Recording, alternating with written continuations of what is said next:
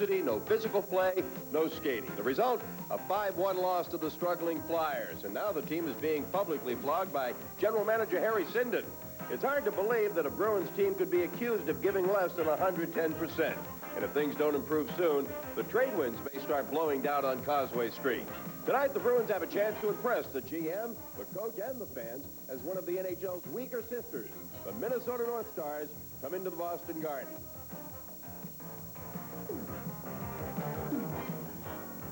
Even though the Stars have only 7 wins, they have won 3 in a row. And one of those first 4 victories came at the expense of you-know-who back in October. The month of November was a disaster by all counts, but there's a new page on the calendar, and the Bruins have some payback in mind. Coming up next, the Boston Bruins take on the Minnesota North Stars, live on NESN.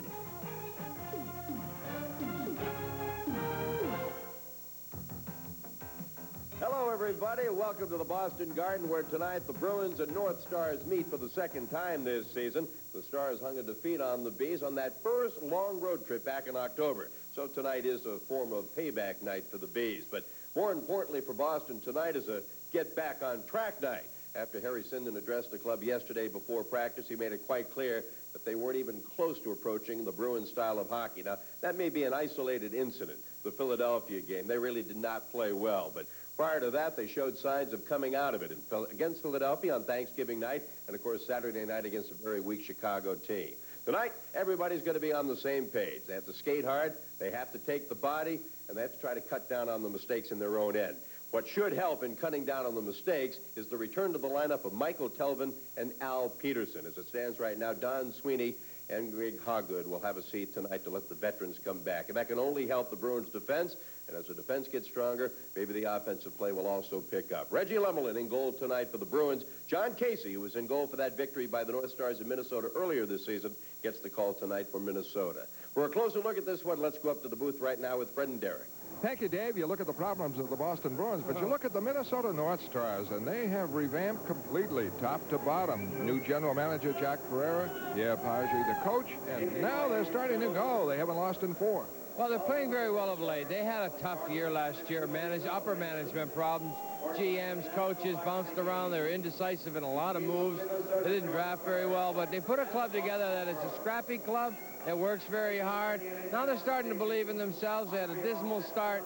They're edging up there. In the last 4 games, they've played extremely well. The Bruins are going to have their hands full. Well, a real bonus for them is a player by the name of Dave Gagne, at best you could say, a journeyman drafted by the Rangers and bounced around, never a big scorer. He's leading the team in scoring, and he devastated the Bruins in that victory in Minnesota. It's a perfect example of what a player can do when he finds his niche. You know, he's been working hard, but he's been bouncing from club to club. Gagne has a lot of speed. He has a knack around the net. He works extremely hard, but what his success is coming from his second effort. And I think his second effort is really kind of flowing over to the rest of the hockey club. They're seeing him work hard, and they're following suit. He's rapidly becoming a leader on that club. Well, Hartsburg has been a great defenseman, but he has been scratched. He started to work out, but then went back. We don't know the exact reason why. They will miss him on defense. The defense is suspect. They're big, but they really don't move the puck that well. The forwards have been doing the job for him without Hartsburg, and the Bruins have got to get on that defense. That's their style. It's their building. They've got to hit. They've got to grind. They've got a 2-man in the puck and somebody in the high slot. They're going to have to work extremely hard to get things turned around. And we'll have the opening face-off in just a minute.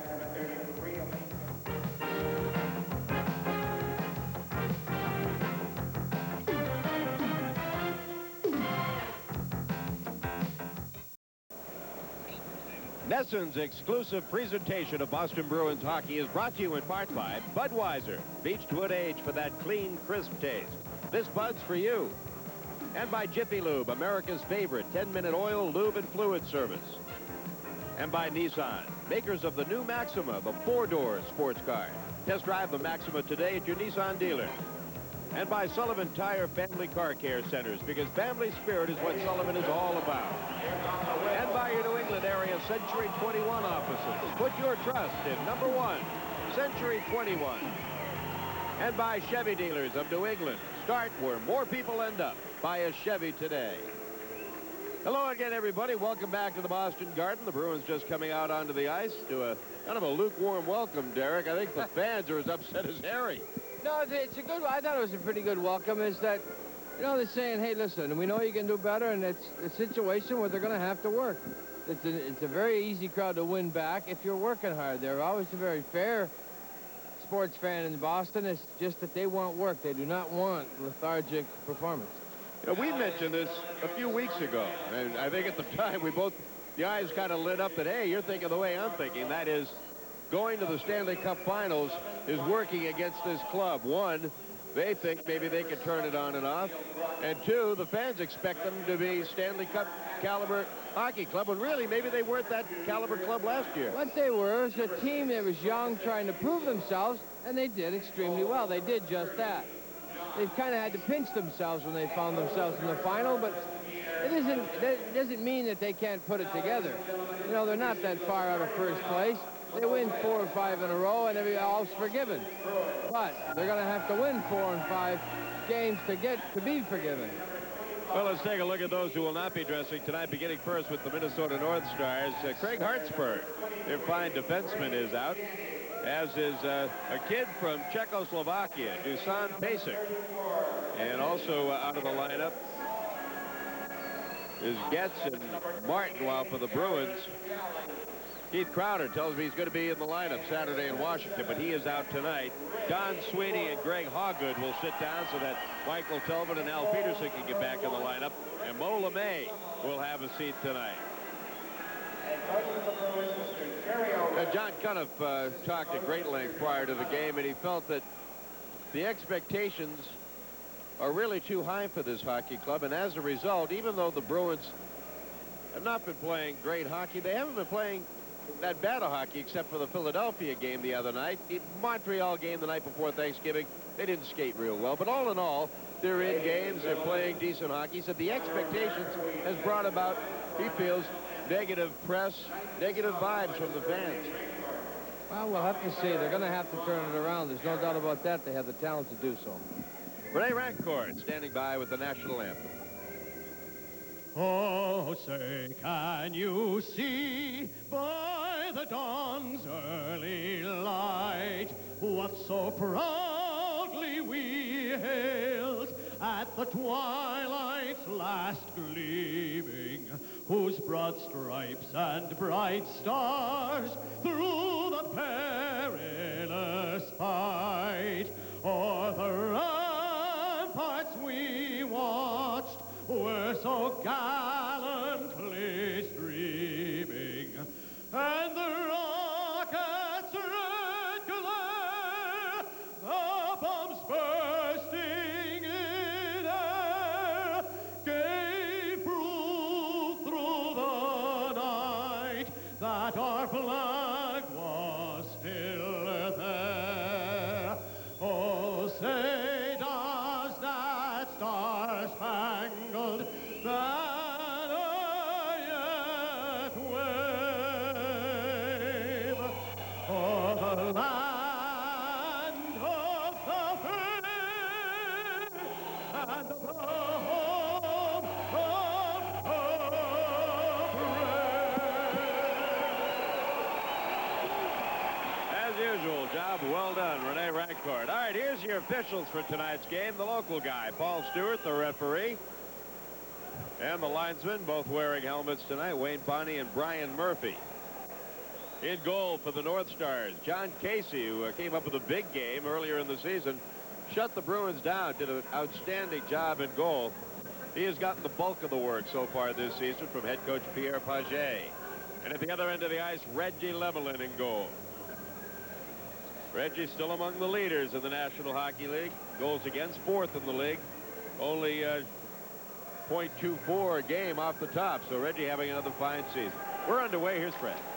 And the draw is back to Kurt Giles, chased by Lyndon Byers, and he gets it away to Musil, the big defenseman. Musil able to wrap it in right on Lemelin, and the kick out, knocked back in by Habscheid for Broughton behind the net. He is jammed up by Bork. Fought for behind the net. Broughton gets it.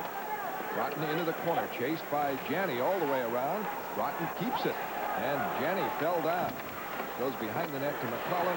McClellan there. Broughton was knocked down on the play. Bork trying to move it out. Janney trying to help out. The Bruins hemmed in right at the start by vigorous play by Minnesota.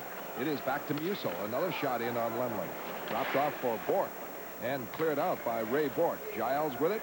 Quickly back to Habscheid and into the Boston end. Advantage Minnesota right off the start as they put the heat on. Out comes Janney. Long pass from Bork over the line. Trying to cut in. He's broken up. The follow-up by Brickley. In, shot, save. He had two as he banged away at Casey. Brickley with via screening had a good chance moving in on the right wing side. Michael Telvin back in action after taking that wicked hit from Gainey. Clears it away. All the way down to the Minnesota end. Chambers back, moving it up on the left for McRae. This pass is called an offside to Cicerelli. You know, Cicerelli took that in the hand, caught it on the end of the finger. That's smart. You start knocking down passes, you start breaking fingers. Andy Brickley walks in here, tries to find a little hole, but you got his Casey just holding the post, gave him nothing. Right here, he's coming around. Cuts inside, nice inside move. Now Brickley picks up the puck. Fetchman looking at his feet for it. Brickley found it first, tried to stuff it.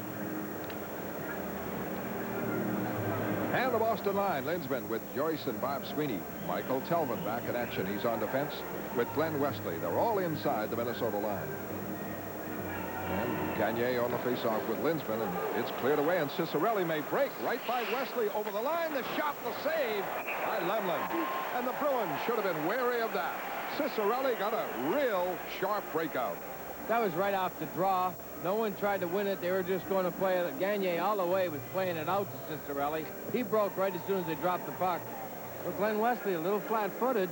Well, don't have Wesley inside the line. Right, he was up almost in a wing position for that face-off. Way up inside the line. Michael Telvin was the only one behind the line, and he was right behind Kenny Linsman off the draw. That was a nice play. What you got to do is, if you're going to win it over to Wesley, he can stay on the line, but Telvin's got to come out. One of them has to be back. You can't have them both flat across the blue line. A real scoring bid for Dino Cicerelli. He does not need many. Last time Minnesota was in this building, they came out fast and scored on their first two shots. They're pumped up. Linsman on the faceoff. Again with Gagne. Poised is Cicerelli. The draw this time to Joyce. Bruins break it out and lose control. Chambers wraps it back in. Winding up is Wesley. Wesley carries, but his pass too far ahead of everybody. Back goes Chambers. Icing called on Boston. This copyrighted program is brought to you under pay cable TV rights granted by the Boston Bruins solely for the entertainment of our viewing audience. Any publication, rebroadcast, retransmission, or other use of the accounts and descriptions of this game without the express written consent of the New England Sports Network and the Boston Bruins is prohibited. Strictly prohibited. Strictly prohibited. It's not in the thing. I just added that. Oh, I was going to say, you must have your own disclaimer. Well, nah. The Tucker Anthony Golf Classic, I watched it yesterday, Dave. Fred picks on me on that show. Have you ever heard it? Oh, yeah. Yeah, I know. I mean, I haven't heard a pick on you. My pal. The draw is back to Bork. What are you laughing at, Fred? Bork works it out into center ice. Galley, the flip in wide of Casey. And backward goes Bellows. Bob Sweeney, heavy action behind the net with it. Linsman trying to put it in front. Can't do it. Joyce battling for it. Joyce gets it. Now checked on the play by Brook. What for behind the net? Still a rugged battle. And it's Minnesota getting it free. Brian Bellows breaks it out. Bellows crisscrossing with Frazier, and it is broken up by Bork. Good breakout, Boston. 3-on-2. Bork over the line, behind the back for Sweeney. Bob Sweeney to Bork. He dove, tried to deflect it in. He's tripped on the play. A penalty on Minnesota as Ray Bork was spilled by Mo Mantha, and a power play for Boston. Boston nothing, Minnesota nothing. Back at the Garden in a moment.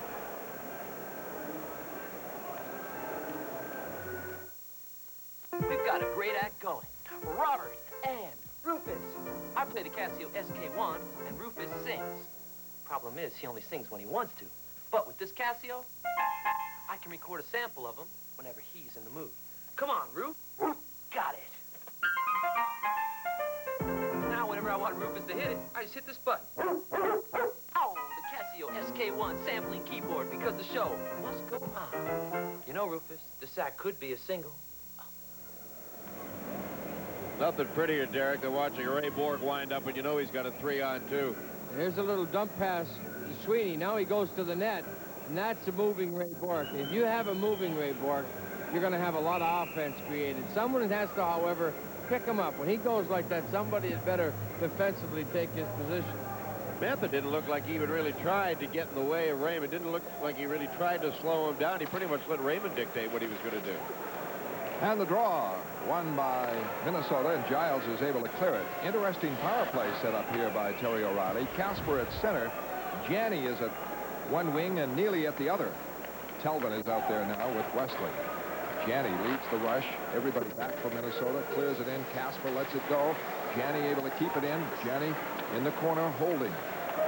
In front, Neely, the shot. Didn't get good wood on it, though. And blocked at the point, kept in by Telvin. Telvin is broken up at the line, knocked down on the play, and breaking it out is Gagner. Gagner from Musil. The pass is blocked. Bruins Wesley starts it back. 1:18 on the Boston power play. Wesley from Janney. The clear in. Neely goes in. Casper 2. The puck belted away, and Telvin can't get it. It was cleared by Stuart Gavin. Bruins regroup. Telvin's lost his helmet. Plays it now to Ray Bork, who just came on. Under a minute left on the Boston power play. Bork. Over the line. Holding. Now to Telvin. Telvin, a shot. Wide on the deflection. Screened in front on the play by Linsman. Linsman lost it. Sweeney able to break it up, keep it in, get it back to Bork.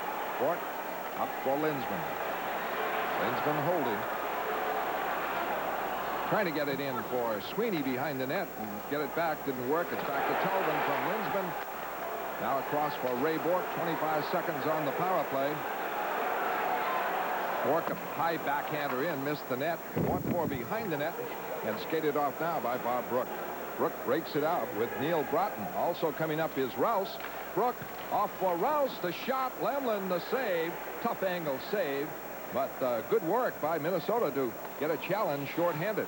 Joyce back, trying to go it alone, and he is spilled on the play, and the puck is cleared by Rouse again. Lemlin handles it. Ray Bork winding up. No score in the game. Kental in the center ice. Blocked. Cicerelli trying to break. Can't. Johnston with it. Back in action. Greg Johnston. His shot blocked. Kept in by Jay Miller. In front. O'Dwyer. Great save. Casey. O'Dwyer walked right in on that feed. And here comes Cicerelli on a break with McRae. Save Lemlin. Stayed with him all the way. A marvelous save by Lemlin. He stayed with the scorer, Cicerelli. And now the offside at the Boston line by Mantha. Boston nothing. Minnesota nothing. Back in a moment. I realized something when I started Sullivan Tire many years ago. It wasn't enough to offer the best parts and tires. My customers expected more. They wanted to walk into a Sullivan Tire Family Car Care Center and be helped with personal family service. At any of our locations, you will be treated with our family spirit, because that's what Sullivan Tire is all about. The Goodyear Arriva, now on sale starting as low as $39.95.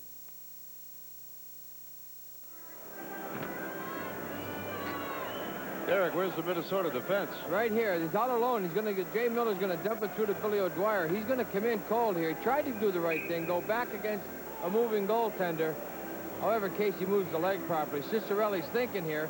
Lemlin just stayed there, held the short side. Pentel made an excellent move, forced Cicerelli to shoot that. Alan Peterson back in action, and the Bruins have missed the steady-going defenseman play. In the Boston end, Gagner fights for it, and Alan Peterson jamming in there, and Burridge on the boards, and finally the whistle by Paul Stewart. And face-off, 14:45 left in the first period, and Minnesota has outshot Boston 5-2, 5-3. Buddy wants me to say hello to Mary in Wilder, Vermont. Friend of yours, Dave? No. Okay. No, I don't know Buddy, and is it Mary? Mm-hmm. Don't know Mary either. Mary in Wilder, Vermont. Okay. Hi, Mary. Saw Al Peterson coming in. You talk about being sky high. He couldn't wait to get out on the ice tonight. He was here about 4:45, first one here. They keep it in, and it's off to Chambers. A shot, and a great save, Lemlin. And Lemlin is keeping Minnesota scoreless. Shot number 6 there by Chambers. Little play along the blue line, dumped over a stick. looked harmless, but there's a lot of traffic in front of Reggie when this shot gets snapped off. Right there, there's the one you're going to miss. Michael Talvin screened it, but Reggie just played percentages. Experience paid off there. Boy, Chambers' biggest asset is his speed. The North Star defense, for the most part, is a slow and rather immobile defense. Chambers has speed, and as you just saw, outstanding shot from the point. Broughton on the draw, off to the right of Lemlin, and it's right off the net, right near Reggie. It would have missed the net a little bit, but Broughton went right for it on that draw against Casper. Wesley in the corner battling for it, and also Casper. And McClellan there, big rangy winger over on his off-wing side. Hobshot digs it free. Cleared around the boards by Telvin, not out. Chambers wraps it back in, kicked away. And the rebound, it's Hobshot right on it. Minnesota outplaying Boston in the opening minutes here, keeping it in territorially. Telvin works it away, now to Burridge. 6-minute mark, no score. Burridge clearing in, called down by Rouse. In goes Neely, he bangs in heavily at it. He wound up on the ice, too, as he banged in on Chambers. At center ice, Ray Bourque takes over. Bourque to clear in. Burridge hustles in. Blocked by Casey behind the net. Fed off now on the left wing side. And intercepted by Janney on the clear out by Chambers, but he can't keep it inside the line. Puck batted up, bounces for Byers. He's over the line on Chambers. Stops, cuts. Broken up by Chambers. Puck cleared away. Covered by Brook. Brook, center ice, the clear in wide of Lemlin. The Bruins know now, Minnesota, no push-off. Push-off. Push-over. Push-over. I'll help you out there. Puck cleared in deep, and with it, Giles. Janney can't break him up. Giles right out smartly, gets it off to Bellows. Bellows over the line. The pass in front of the goal, ridden off by Janney. Carried away safely behind the net. 7-minute mark, first period, no score in the game, and a vastly improved Minnesota team. It is Byers, a lead now on the left wing side of Brickley, trying to bear in. The shot is high and over the net. And the long rebound goes out to Brook at center ice. Brook drops it off on Musil. Musil trying to work it alone in front. Blocked, and a shot here goes wide by Kurt Frazier. Minnesota playing very, very well. Winding up now is Mantha to Frazier, and it's back in the Boston end. Lemlin really has been the difference with some outstanding saves. He's made a couple on Cicerelli. Bob Sweeney works it out to Alan Peterson. Gallops to center. Tries to weave it in by Mantha. Can't do it. Bellows takes over. Works it around smartly. And breaking out is Frazier. Frazier trying to set up Archibald. It's stopped by Alan Peterson. And cleared out onto the Boston bench. Face-off called. Boston nothing. Minnesota nothing. Let's have an update. All right, Fred, thank you. In the game we're watching for you tonight, Quebec Nordiques and the Detroit Red Wings. Detroit has jumped out to a 1-0 lead. A minute 54 seconds into the game. Jeff Sharple scores his 4th of the season. From the point, goes off of Stephen Finn of Quebec's skate. It's 1-0. This update brought to you by Budweiser. You know, you have a situation here. Minnesota North Stars in the last 4 games play well. They win a few games, but you have the rest of the league looking at Minnesota like a doormat. Not up for them. The North Stars want to skate. It's a very difficult thing to get up for a team that's having such a poor start. The Bruins are struggling as well, so you're going to have a situation where Minnesota sees some light at the end of the tunnel. They're going to be jumping. And, of course, the way Boston played at Philadelphia the other night, they're playing without confidence and tentative, good word. Minnesota, they tied Edmonton 3-3 that started this 4-game unbeaten streak. They have all the confidence in the world. They're out of last place finally after winning last night. They're going to be an armful all night long. They get shot number 9 on Reggie Lemlin from center ice by Mantha. The Bruins have 3 shots. Puck cleared out to center ice. And the Bruins know they have a battle here. Mark Hardy is on defense, and he is sweeping the puck to center ice. Stopped by Bob Sweeney. Sweeney over the line with Joyce. Joyce trying to move in. Checked by Hardy. Battles. Gets it back to Telvin. Telvin fires it in deep. Cleared around by Casey. Casey moves it around for Stuart Gavin, and it's out to center ice. And breaking now, Gavin, good skater. Offside is De Palma on the left wing, or maybe the right winger there, Archibald. Well, the month of December is upon us, and that means holidays, presents, family, and good times. It also means Bruins hockey, and you can catch some of the best teams in the NHL as they lock horns with the black and gold. This month, We'll have games with the Stanley Cup champion Edmonton Oilers. Guy Lafleur will make his garden return with the New York Rangers. And we'll also have a pre-Christmas bash with the Montreal Canadiens. There's plenty of hockey action on NESN in December. Make the Bruins a part of your holiday festivities. Now, part of the Bruins' problem after watching them in the dressing room after practice this morning, they're all on edge. I mean, they know anybody can be dealt if this continues. And as Al Peterson said to me, Derek, the key is to play with intensity, but don't put so much pressure on yourself to go out and get it done or you'll be tight. And I think that's what the problem is here early. There's a fine line. Yeah. They want to show that they're a better hockey club than they have been lately, and it just does not happen overnight. What Harry Sinden was so upset about was that they did turn it around. They played so well, got 50-some shots, 53 shots against Chicago, and now they struggled against Philly. Chambers clears it in. The steadying influence has been the veteran Reggie Lemlin in goal. He's made some excellent ones. A good pass out to Neely. He breaks center ice, gets it to the frailer Galley. Burridge on the right wing side sweeps it in. Galley hustles in. He's in the corner. And Neely looking for it too. Rouse is there. And McRae. And that may be a fight. Neely and McRae. Cam Neely wanted to stay out of it. He knows fighting isn't going to win it. With the score of Boston nothing, Minnesota nothing. We'll be back at the Garden on NESN in a moment. What's up, Big John? You got 5 seats. Done this. All right, I'll be right up. It's nonsense. Yeah.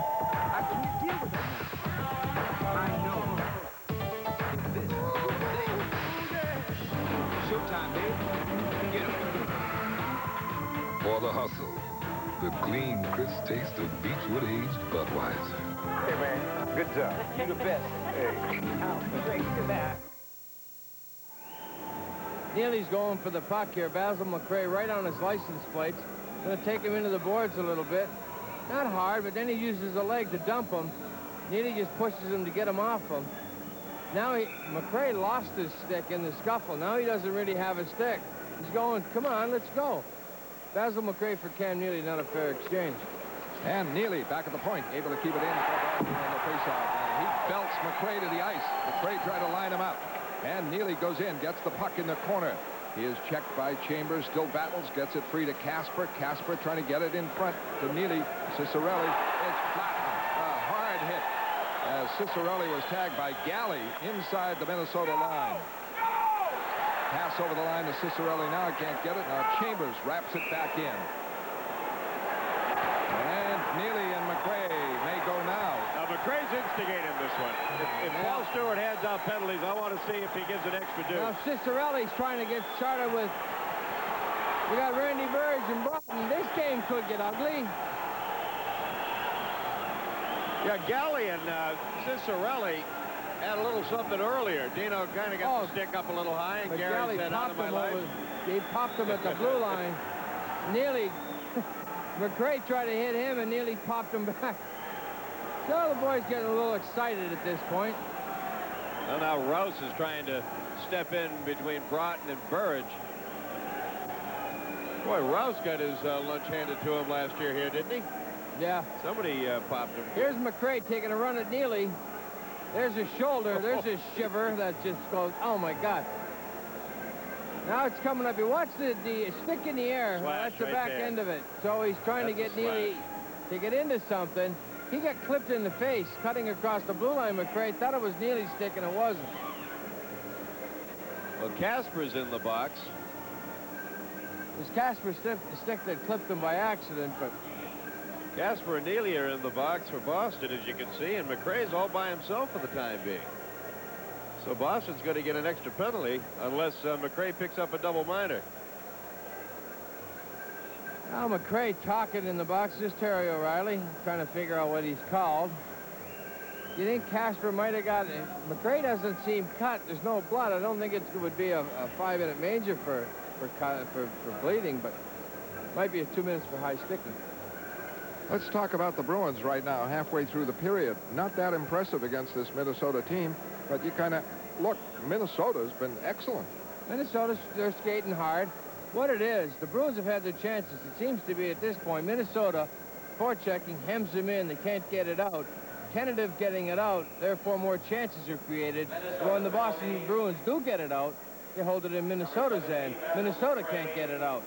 So right now, you got to look at both defense, maybe a little suspect, a little tentative, about moving the puck, about trying to get it up.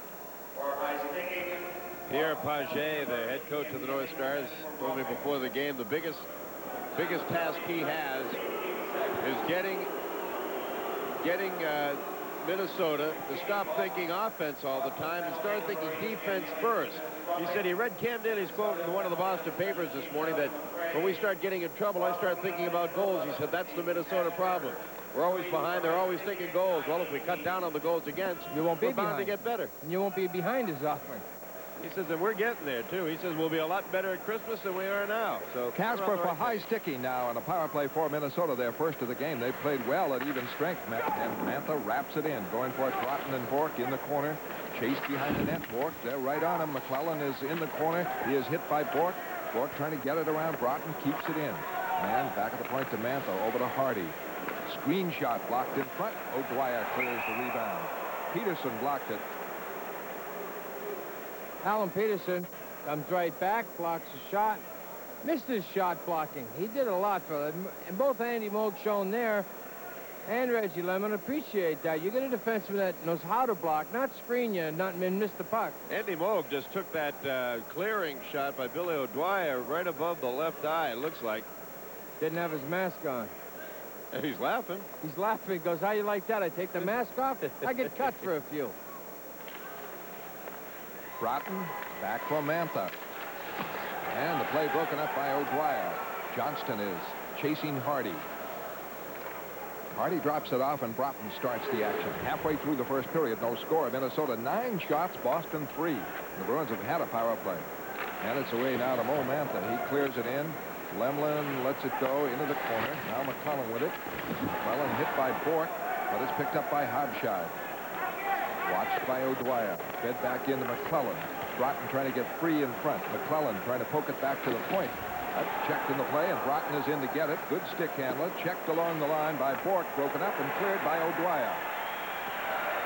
50 seconds left on the power play. Good penalty killing by Boston.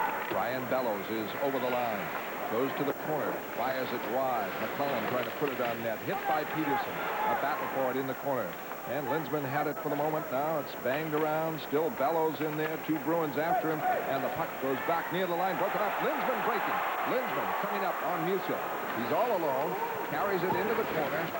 Battles Musial all the way. And Chambers takes over. 24 seconds left on the Minnesota power play.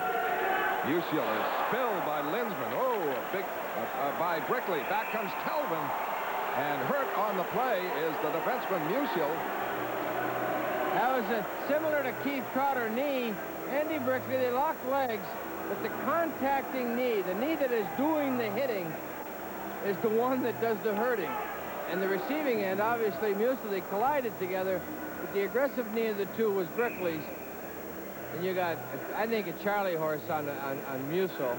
Looked like both of them had their legs out right here. There, they both stick their knees out. There's the knee that caught the thigh. I don't think he has a knee injury. I think he's just got himself a pretty good bruise. Might have twisted it, you know, and hopefully he did. Well, he's going to the dressing room. See, when they lock knees like that, right there he knows he's hurt. Ooh. They're missing Hartsburg and now Musial, and that will damage their opportunities tonight. The shots are still 9-3 for Minnesota. We have 8:56 left in the first period. 15 seconds left on that penalty to Casper. Sweeney is out there. Penalty kill. Excellent penalty killing by Boston on this one. Wesley takes it all the way down. No one after him, so he killed off a lot of time there, and that just about killed off the penalty. But nobody came after him. And the penalty is up. Mo Mantha clears it in. Around the board, Cicerelli going. Check. Puck bounces back for Michael Telvin. Telvin away to Burridge. Burridge in the center ice to Janney with Casper. Over the line. Janney trying to cut in. Gets a shot, a weak one away as Rouse checked him. Now Bellows starts it away. Pass across. Byers trying to get it. Flips it in.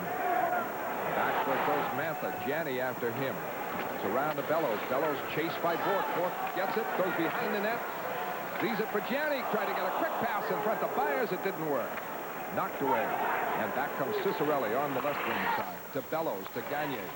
Gagne almost got it back. Intercepted by Byers. Good breakout, Boston. It's for Gianni. Over the line. Drops it off. The shot, the save on Galley. Hit the right arm. Here's Gianni, a shot, and he missed from 40 feet out. Dumped in front was Brickley. No call. 7:35 left first period. And back comes Chambers. Works it over the line, drives it in deep. Fought for it in the corner by Gavin. Gavin checked in the play. Galley battling for it. De Palma with it. Tried to put it in front. Block. Sweeps it in front. Save. Another save by Lemlin. It goes to De Palma again, and he scores. You can't get 3 chances and give them away, and De Palma makes it 1-0 Minnesota. Boy, that hurts. Fourth line guy that basically is a strong arm kind of guy. He's not a goal scorer. I got out behind the net. Ray Bork, after the first save, got a puck on it. What it does, he hits a leg or he hits a body, and it drops right down to De Palma.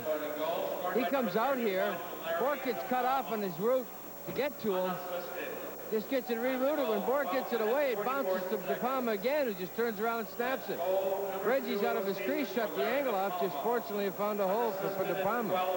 That's his second of the year. Ouch. The Bruins had opportunities prior to that. Hit the Missed post. the net. And they hit the post one. So they're still listed at 3 shots. But Minnesota has 11 and a 1-0 lead. And a score by De Palma. And a chase here. Gavin is after Peterson and gets down there. But back to get it, it is Kental. And it's out to Bob Sweeney. Sweeney, a lift over the line for Lindsman. The play is offside as he cuts through the defense. Boston 0. And Minnesota 1. We'll be back at Boston Garden in just a moment. At Store 24, we sell nothing but the highest quality items. Stouffer's, Pepperidge Farm, Perrier. The finest keyring money can buy. Walking toilets. Everything you need for your home. Come and see us. I got the bread because we needed bread. I got the Twinkies because I was hungry. I got the firecracker sausage because I never tried one. But how am I ever going to explain this?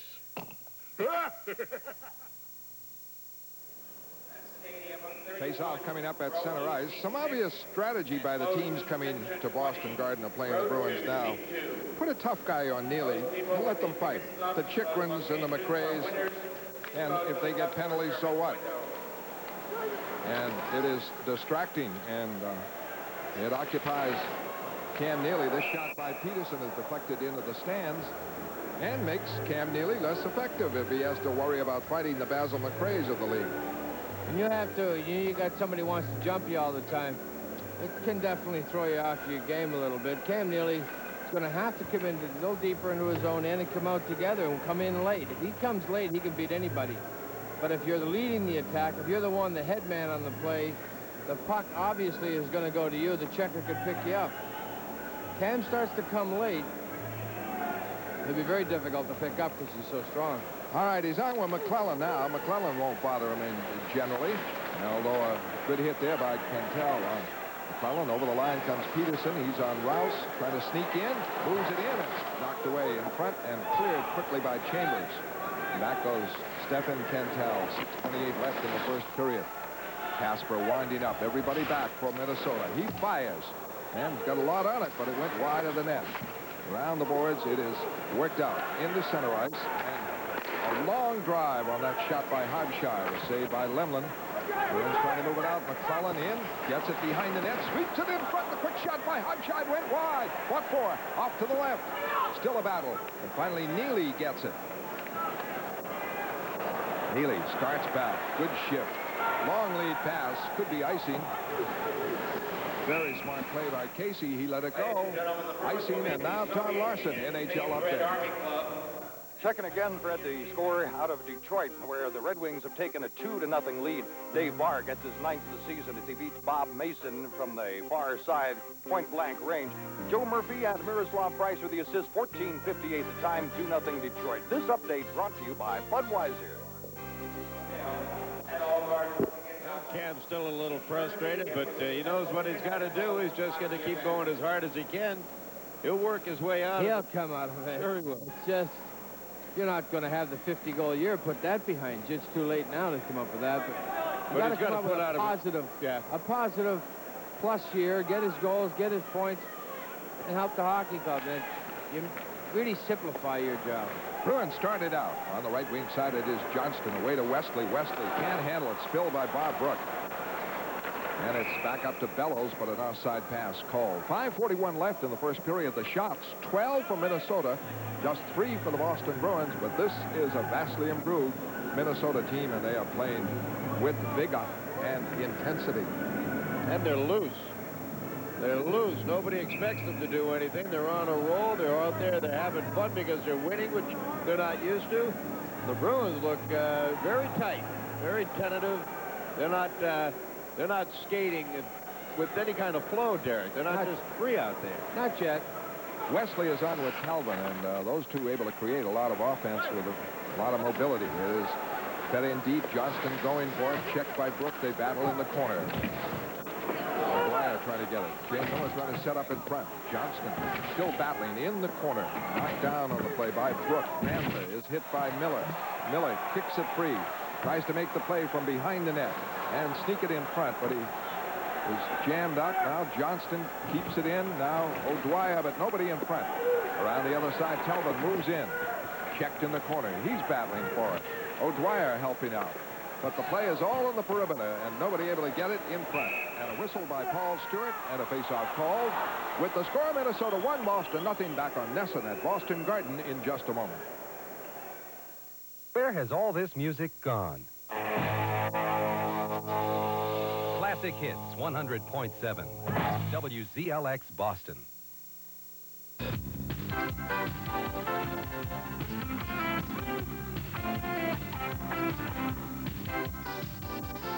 The Big East on Nesson. Be here for another great season.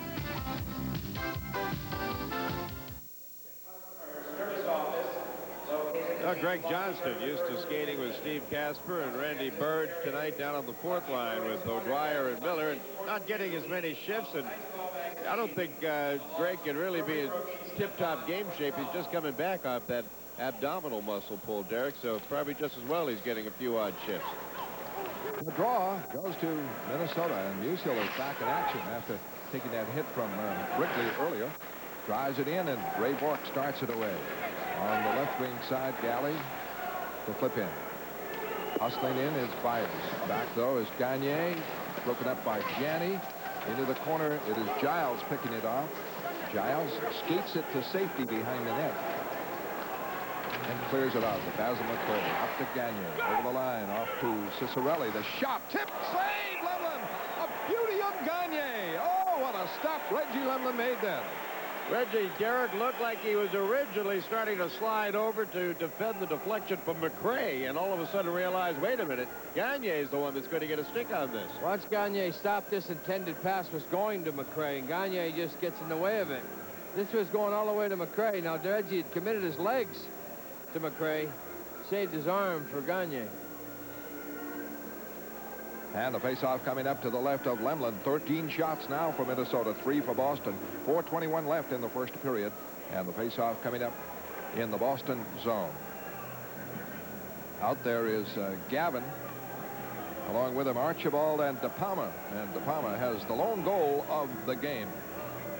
3 shots in a row on Reggie Lemlin. Linsman draws. Galley. He's on with Bourque. Looking for Bob Sweeney. He's checked by Chambers. And the puck is picked up by De Palma. De Palma clears it in. He's held off on the play by Ray Bourque. Galley around for Bob Sweeney. The Bruins can't get started. Now Galley does to Bourque. He breaks up the middle, over the line. Holds. Cuts back. Looks for somebody to get a pass. Gets a long one into Linsman. Linsman walks in front. Backhander goes wide of the net. Never got the shot on after a great play by Ray Bourque. Linsman coming out of the corner. Linsman falls down, puts it in front. Turn around. A great save. Casey on Bob Sweeney. Turn around. Backhander right on, and Casey came through. And Minnesota breaks it up. Over the line, Gavin. Drop pass to Palmer. To Palmer, the shot. Another save. Short side by Lemlin. Lemlin drops it off for Galley. Galley away to Linsman. Bruins had a great chance. Bob Sweeney. And Casey came up with the stop. The shots are 14-4 for Minnesota. The Bruins just getting the one shot. At the Boston line, Quintal breaks it up. With it now, McClellan. Loses. Casper is over the line with Burridge. For Burridge, trying to go right through the defense. Into the corner. It is Neely to Burridge. Burridge in front. Broken up. Had Casey at his mercy. Tried to make a move to the backhand and was blocked. Back comes Broughton. Over the line to Hogshide. Hogshide in the corner. Checked by Quintal. Bruins battle. It goes free. Bounces to Casper.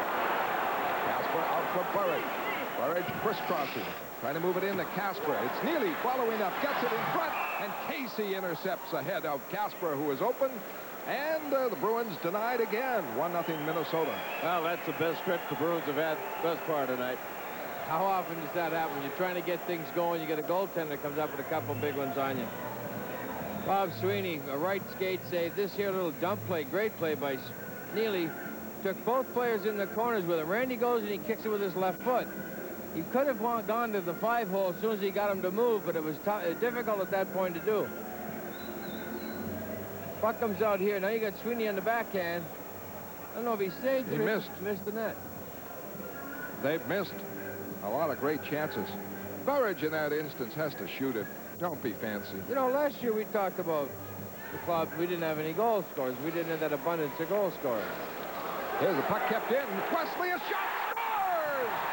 Glenn Wesley wheeled and fired from 40 feet and beat Casey to tie the game at 1. Well, that was a goal scorer's goal. Oh, that was on it. That would have cleared the left field wall if he hit it from home plate in Fenway. That thing was rising. What a bullet this was. Glenn Wesley's been kind of snake bit lately, too. He's been trying to figure out what's happening. Nice little play back to him. Takes his time, tees it up, just drifts it at this point. Hit nothing, just drilled it. Time of the goal, 17 minutes, 25 seconds. Shoot on net. Something might happen. 1-1. Wesley from O'Dwyer. In deep now it is Johnston battling with Miller. Johnston is hauled down on the play. Rouse there, checked by O'Dwyer. A jam up at a face-off call to the right of Casey. I'd like to see more pucks go at the net. Guys go in the corner. If they get to the puck first, just fire it in front of the net. Canadians do it. Calgary does it. Edmonton does it. Here's just a screen. Musil just misses his arm and his body. Just drove it past him. Minnesota 14 shots, Boston 7. The Bruins have missed at least 4 good chances. Missed the net, so they're not even shots on. So the shot total is a little bit deceptive. But Minnesota's playing a very, very good game, and Glenn Wesley steamed that one.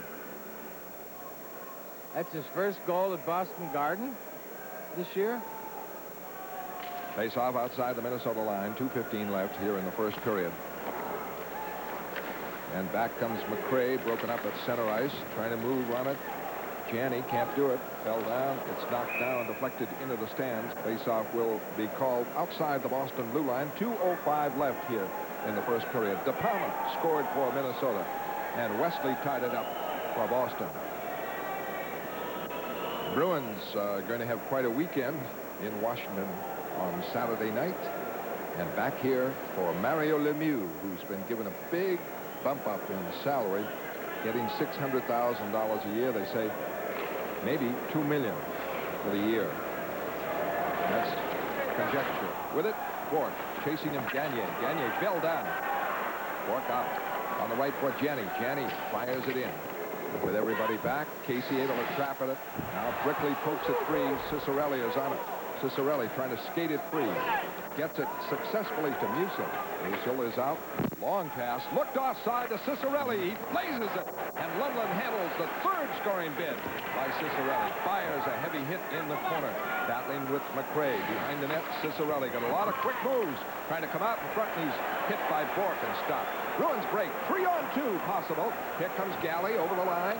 Galley drops it for Brickley. Brickley in deep. Check, drops it off for Janney. Janney trying to get control in the corner. Battling McCray. And Bob Sweeney there, too. Rouse clears it around. Wesley moves in. Keeps it in for Bob Sweeney. Sweeney wheeling in the zone. in for Janney. Janney pinned by McRae. Trying to get it free. Giles does. Minute left in the period. Bruins playing better since tying it up. Wesley. Talbot. Linsman in deep.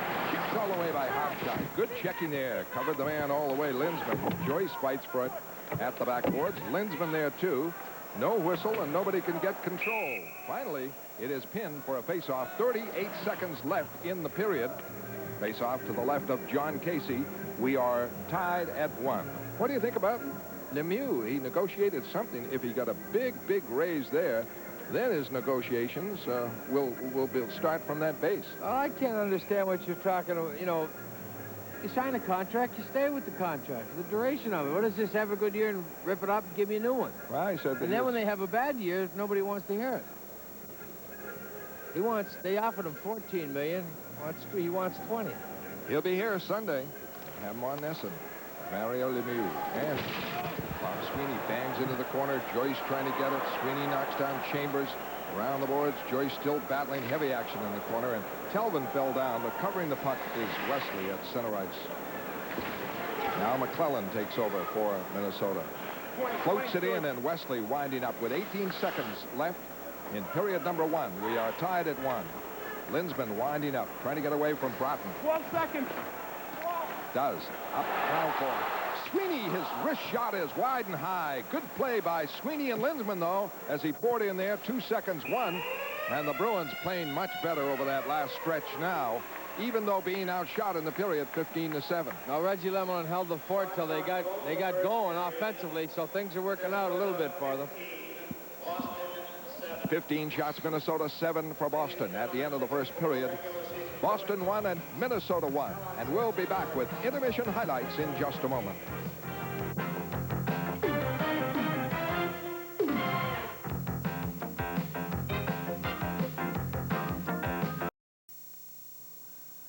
(1-1) at the end of the first period of play. The Bruins finally putting something together in the final part of that first period, but Minnesota outshot them 15-7, and North Stars getting the first goal of the game, and the Bruins coming back to tie it a little bit later on. This is a Minnesota hockey club that has had its problems this year, but playing very well of late. They've won their last 3 in a row. They have won only 7 all year.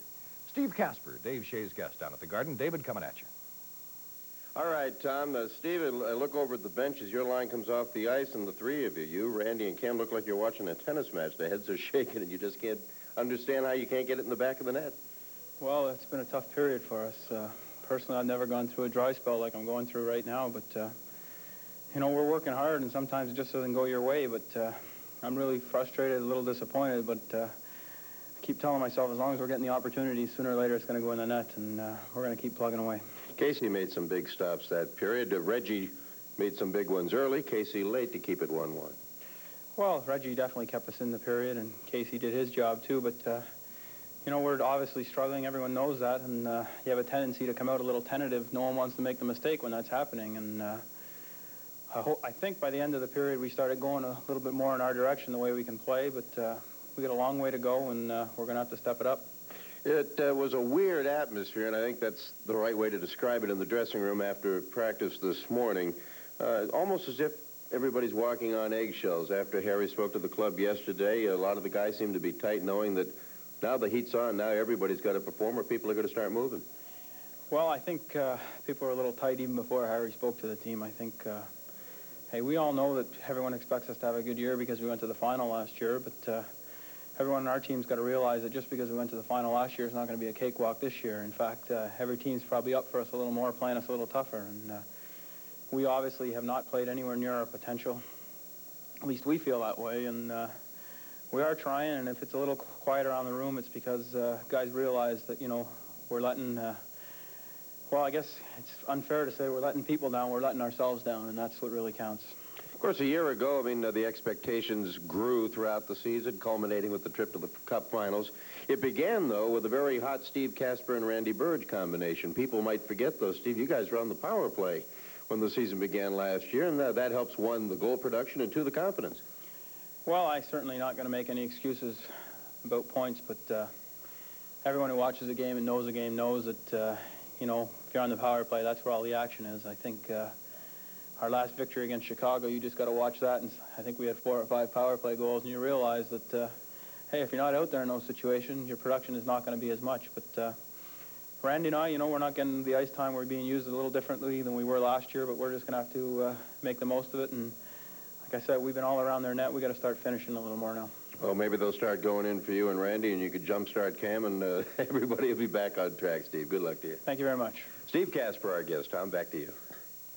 All right, David, and for being our first intermission guest, Steve Casper will receive a Casio G-Shock, the toughest watch in the world. With a G-Shock, if you're caught between a rock and a hard place, it is no problem. From Casio, where miracles never cease. We'll take a look at some of the action highlights of that first period, too, coming up. And later, a check on the progress of the other games around the National Hockey League tonight, all when Bruins hockey continues on your New England Sports Network.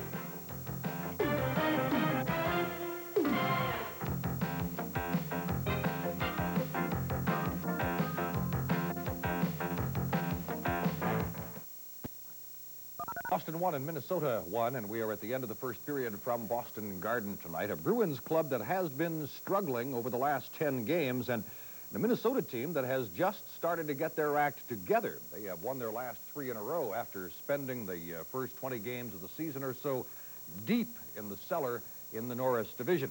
Minnesota went with John Casey in goal tonight. He had beaten the Bees in an earlier game, allowed only 1 goal. Nice save here early for the North Stars go the other way.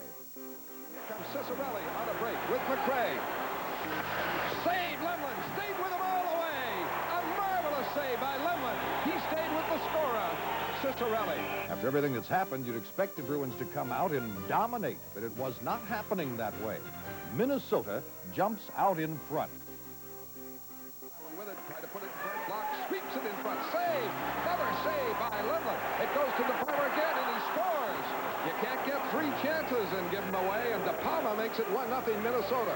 Shots on goal advantage went to 12-3 North Stars, too. Reggie Lemelin was being pretty much left on his own. Make it 13-3 with this sprawling save to keep it a 1-goal game. Finally, late in the period, here come the Bruins. Here's the puck kept in. Wesley, a shot, scores! Glenn Wesley wheeled and fired from 40 feet and beat Casey to tie the game at 1. So the Bruins looking much stronger later in that first period. And at the end of 1 from the Garden tonight, the North Stars and the Bruins tied 1 apiece. Some information for you, too, on Nesson's Hockey East telecast. Let's go to Jim Janot and Bob Norton.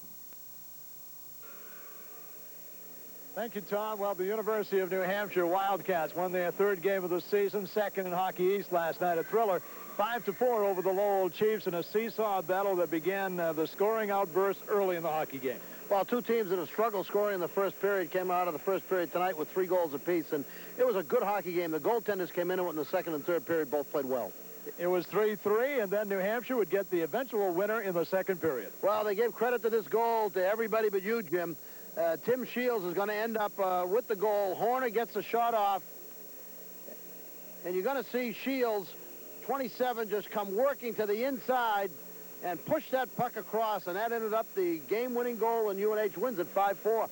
The game-winning goal coming in the 2nd period. Just good goaltending down the stretch by the 2 netminders in the 3rd period. Pat Stern played great in the nets for New Hampshire after starting off a little bit shaky, and he was a key to them winning tonight. So the Wildcats get their 3rd win overall, but as we say, their 2nd win in Hockey East as they come up with a 5-4 decision before a lively crowd at the Snively Arena. Our next telecast, Hockey East, coming up on Nesson on Monday night. That'll be Boston College against Northeastern from the Conti Forum. It was an exciting one. New Hampshire beating Lowell 5-4. Tom? Bruins won and the North Stars won. We are at the end of tonight's first period from the Garden. Coming up next, we'll check the rest of the hockey going on around the National Hockey League tonight, and first period scoring summary, too. And Bruins hockey continues on Nesson, your New England Sports Network.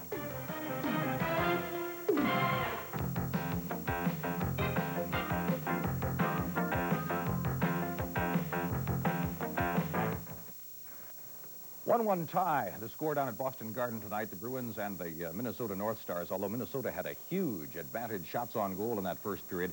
In Detroit at Joe Louis Arena, the Quebec Nordiques and the Detroit Red Wings in action tonight. Detroit leading that one by a score of 2-0. They're now at the end of the first period. First goal of the night, Paul McLean, blast from the point first. And It goes off McLean, 1:54 the time of the goal. Yzerman also with an assist, and the Red Wings are out in front by a score of 1-0. Paul Gillis breaks in alone here, stopped by Detroit's Greg Steffen as Detroit hangs on for a 1-0 lead. Dave Barr beats Bob Mason to the far side from point-blank range. Murphy and Pricer with the assist, 14:58 the time of the second Detroit goal, and they lead 2-0 going into the second period.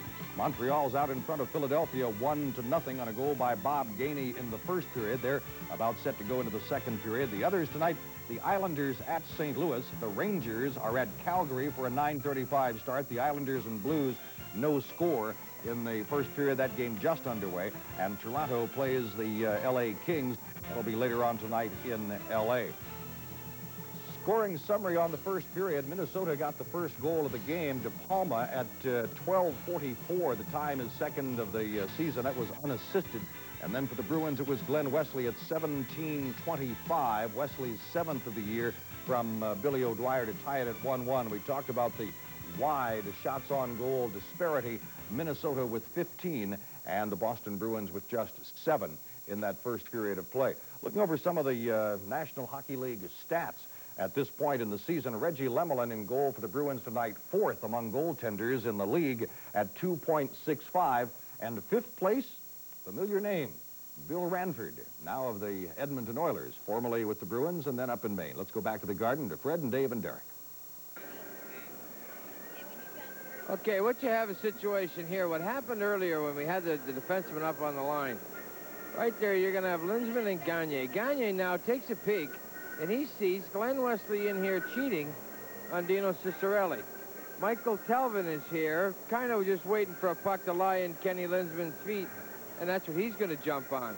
Everyone else is covered, but now it snaps away, and when this gets dumped over, Ciccarelli's gone. Wesley is now flat-footed, can't catch it, comes off the board. There's not really much he's going to do about it.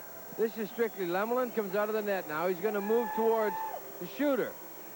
Ciccarelli is not going to see much. Right there, he just settles it down. Takes pretty well a harmless shot, really. It's a situation where Wesley cheated. He got caught. He never expected Kenny to lose the face-off. I would not classify that as a harmless shot. Anything Ciccarelli shoots from 40 feet is not harmless. Oh, no, 40 or under. Harmless when the goaltender's got the angle, like Reggie had nothing but time. Boy, an interesting statistic that we've been looking at. Shots attempted. Not necessarily shots on goal, but shots attempted. Minnesota 21-13 over Boston. And the shots on net 15-7. Look at those numbers. I didn't think the Bruins, after the first, say, 8 minutes, I didn't think they played that bad a period. I thought they played very well, but those, if you were to just to walk in right now, look at that screen, and you'd say, my God, the Bruins aren't even in it. They also have one here, quality shots, 6 by Minnesota and 4 by Boston. No quibbling on that, but how many times have you seen a shot from 55 feet go in? Yeah. So is that a quality shot or not? No, I guess no. It's a bad goal. Quality luck, says Mark. Yeah. Absolutely. Who's the one that's picking these quality shots? What's considered a quality shot? I don't know. Who is the screening committee? We don't know. Some figures, some more stats. Mark says when we're old enough, he'll explain it. This is not a game of stats, really. This is a game of intensity. A game of heart. Game of heart, right? If you got a big heart, you'll win most of the time. What wins in hockey is a team that wants to win. All right, we're underway in the second period. And the game is tied at 1. Burridge starts it back. And he's bumped at the defense. The puck rolls in for Casey. Back with Musil, the big defenseman. The short one is number 2, Kurt Giles, who's been around the circuit a bit with the Rangers. Bruins started back. Cam Neely. Oh, he took a wicked hit from Giles. And a trip call. A play offside, a tripping on Giles, who really got the leg out on Cam Neely. Neely puts a great move on Giles here. Got flat-footed. He goes back inside. Giles goes, uh-oh, no you don't. Neely got the left leg off the ice. That could have been knee time. Just gets it off the ice to just twist with it. That lets the ligaments give a little bit. Cam almost has to build up a hatred before each game. You know that? I mean, when he's an angry person on the ice, that's when he goes his hardest and plays his best. Nobody feels this worse than Cam Neely. Oh, you know that. He's a sensitive guy. He's a super kid. He wants to do so well. He wants to win all the time, and when you get into that looking for goals, your foundation of your game falls apart because you're up there lurking around the net looking for goals to help your club. And draw to Ray Bork. He's forced to wind up. He's playing with Gary Galley and Gagne after both of them with good forechecking. It's off for Joyce, and he lost the puck to Gavin. Over to Gagne. Gagne stick handling around, killing off time for Minnesota. He has been a big surprise. Had to be rated as a journeyman player up to this year. Away comes Bob Sweeney to clear in. Going for it, Ray Bork first. Indeed, Bork trying to make the play off the boards to Linsman. Linsman has it. Bork knocked down. Galley, a shot, a weak one. Didn't really get good wood on it, but he's able to keep it in. Off for Joyce. Joyce for Galley again. Now Linsman away to Galley. Trying to set up at the right point. The shot, the save, the rebound. Linsman tried to chip it in. Couldn't do it. It's back to Bork. Bork, the left point man, watched closely by Gagne. Power play Boston in a 1-1 game. Bork over to Galley. Galley checked by Gavin. In deep, around for Sweeney. Sweeney trying to work it in front. Block. Shot goes wide as he got a second chip at it. Gavin can't clear it out. Now Chambers does. 40 seconds left on the Boston power play. Terry O'Reilly changing up. Talbot is out there. Janney, Bork stays. Into center ice to Neely. Neely, a lead for Janney, and the play called offside. 31 seconds left on the Boston power play. Talking to Terry O'Reilly before the game, Derek, and I said to him, why do you have Lyndon Byers skating right wing with Craig Janney? He says, do you realize how nervous he was with Cam as his right winger? Every time he'd come over the line, he'd be looking for Cam. Have you noticed he's a little more relaxed now? He's making the plays. He's taking the shots. He says, I wanted somebody that he felt like he could control, be the guy that's going to control the puck on that line, and it's working. And Broughton able to clear it away after the faceoff. The Bruins have to regroup. Wesley has scored the Boston goal. De Palma scoring for Minnesota. Larry De Palma. Wesley rushes. Drives it in. Neely going for it. Janney back to Wesley. Wesley along the line. Gives it off for Janney. Janney away to Talbot. Wesley shot high. Block in front. Janney couldn't lift it. A second shot by Joyce. By Casper and the save. The Bruins really had it there. And they're offside now. Boston 1, Minnesota 1. Back of the Garden in a moment.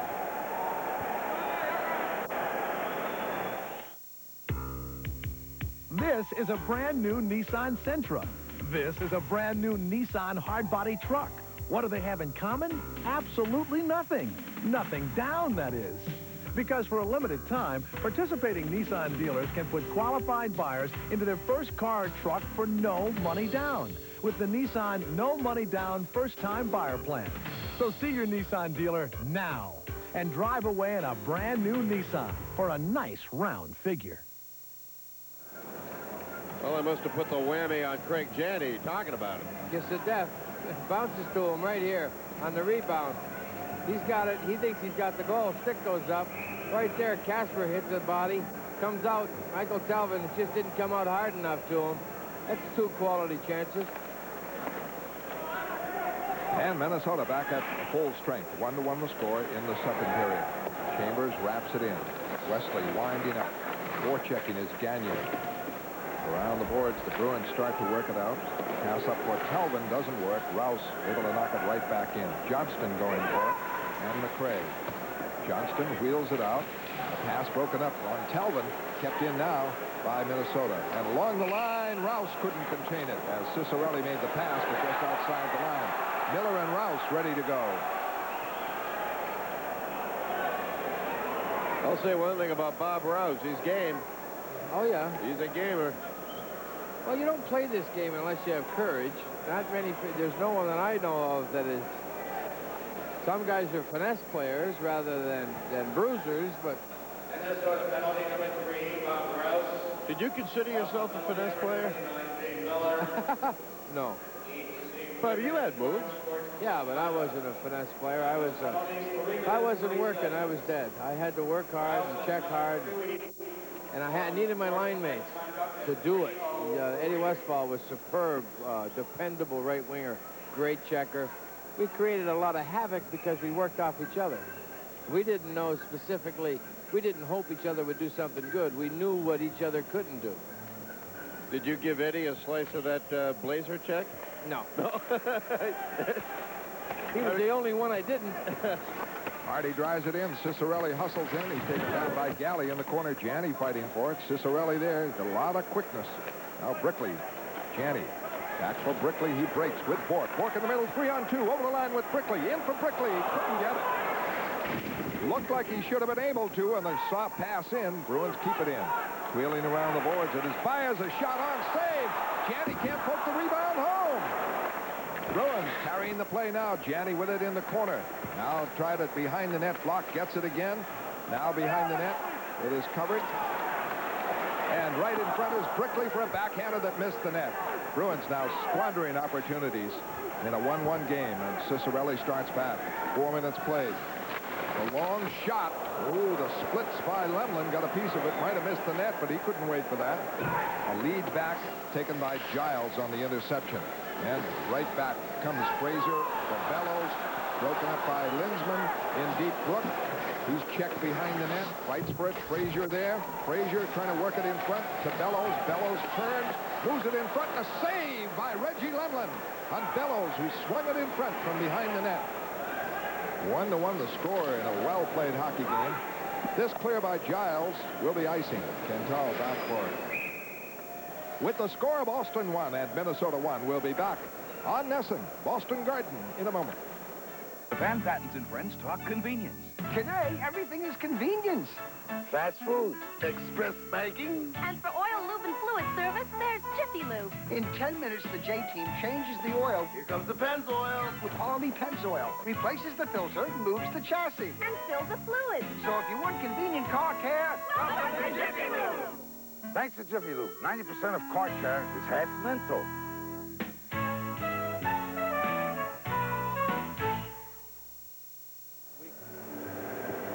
Well, Lyndon Byers is starving for a goal. Darnier had one here. Snapped it off. Houston makes a nice glove save. Rebound comes out to Janney. Just, oh. It hit Casey in the helmet. Yeah, so there you have it. Wow. Draw, Daly, quick shot. Blocked. Pops in the air to the right of Casey. Mantha got a piece of it. Left point kept in by Peterson. Wrapped in. Casey behind the net, controlling it. And Casey able to move it out. And breaking center ice is Frazier and Bellows. They can't combine. Frazier forced to wind up again, clear it in. Back for it, Cantal. 1-1 the score. 5-minute mark of the second period. Casper is out with Burridge and Neely. Cantal has trouble with Bellows checking in front. Now Peterson is checked by Frazier. Wheels it all the way around. Burridge checked in the play. Loose puck picked up by Peterson trailing. Peterson over the line. Moving well. Hard pass. Too hard for Burridge. He gets it in the corner. Trying to put it in front for Neely. Can't get it. Fought for on the corner. And banged around there. Frazier battling for it. It is cleared by Minnesota. All the way down wide of Lemlin. Lines change. 14:30 left here. 1-1 second period. Burridge to the open man Casper. Right, everybody back for Minnesota. Boy, they're massing at the line now, but they can create an offense, and De Palma, who has scored the goal, does. Move it around the boards. Well, Gavin, he can't get it, and out comes Burridge. Burridge for Casper. Casper, the clear in. And play called offside. Bruins fans, please take interest of High school football Super Bowl action comes to Nesson Saturday, and we've got two outstanding matchups on tap. At 7:30, the Boxers from Brockton take on the Dedham Marauders in the Division I showdown. Then at 9:30, the Foxborough Warriors defend their Division III title against the Red Rocketeers from North Attleboro. So be sure to tune in for same-day coverage of two great football games. It's the Division I and III Eastern Mass Super Bowls on Nesson. Your home for the best New England sports action. The BFI the other day, Dave, we were at Dedham. They are up for that game. Well, they should be. Musial starts it out for Minnesota. Cleared up to the Boston line and knocked away.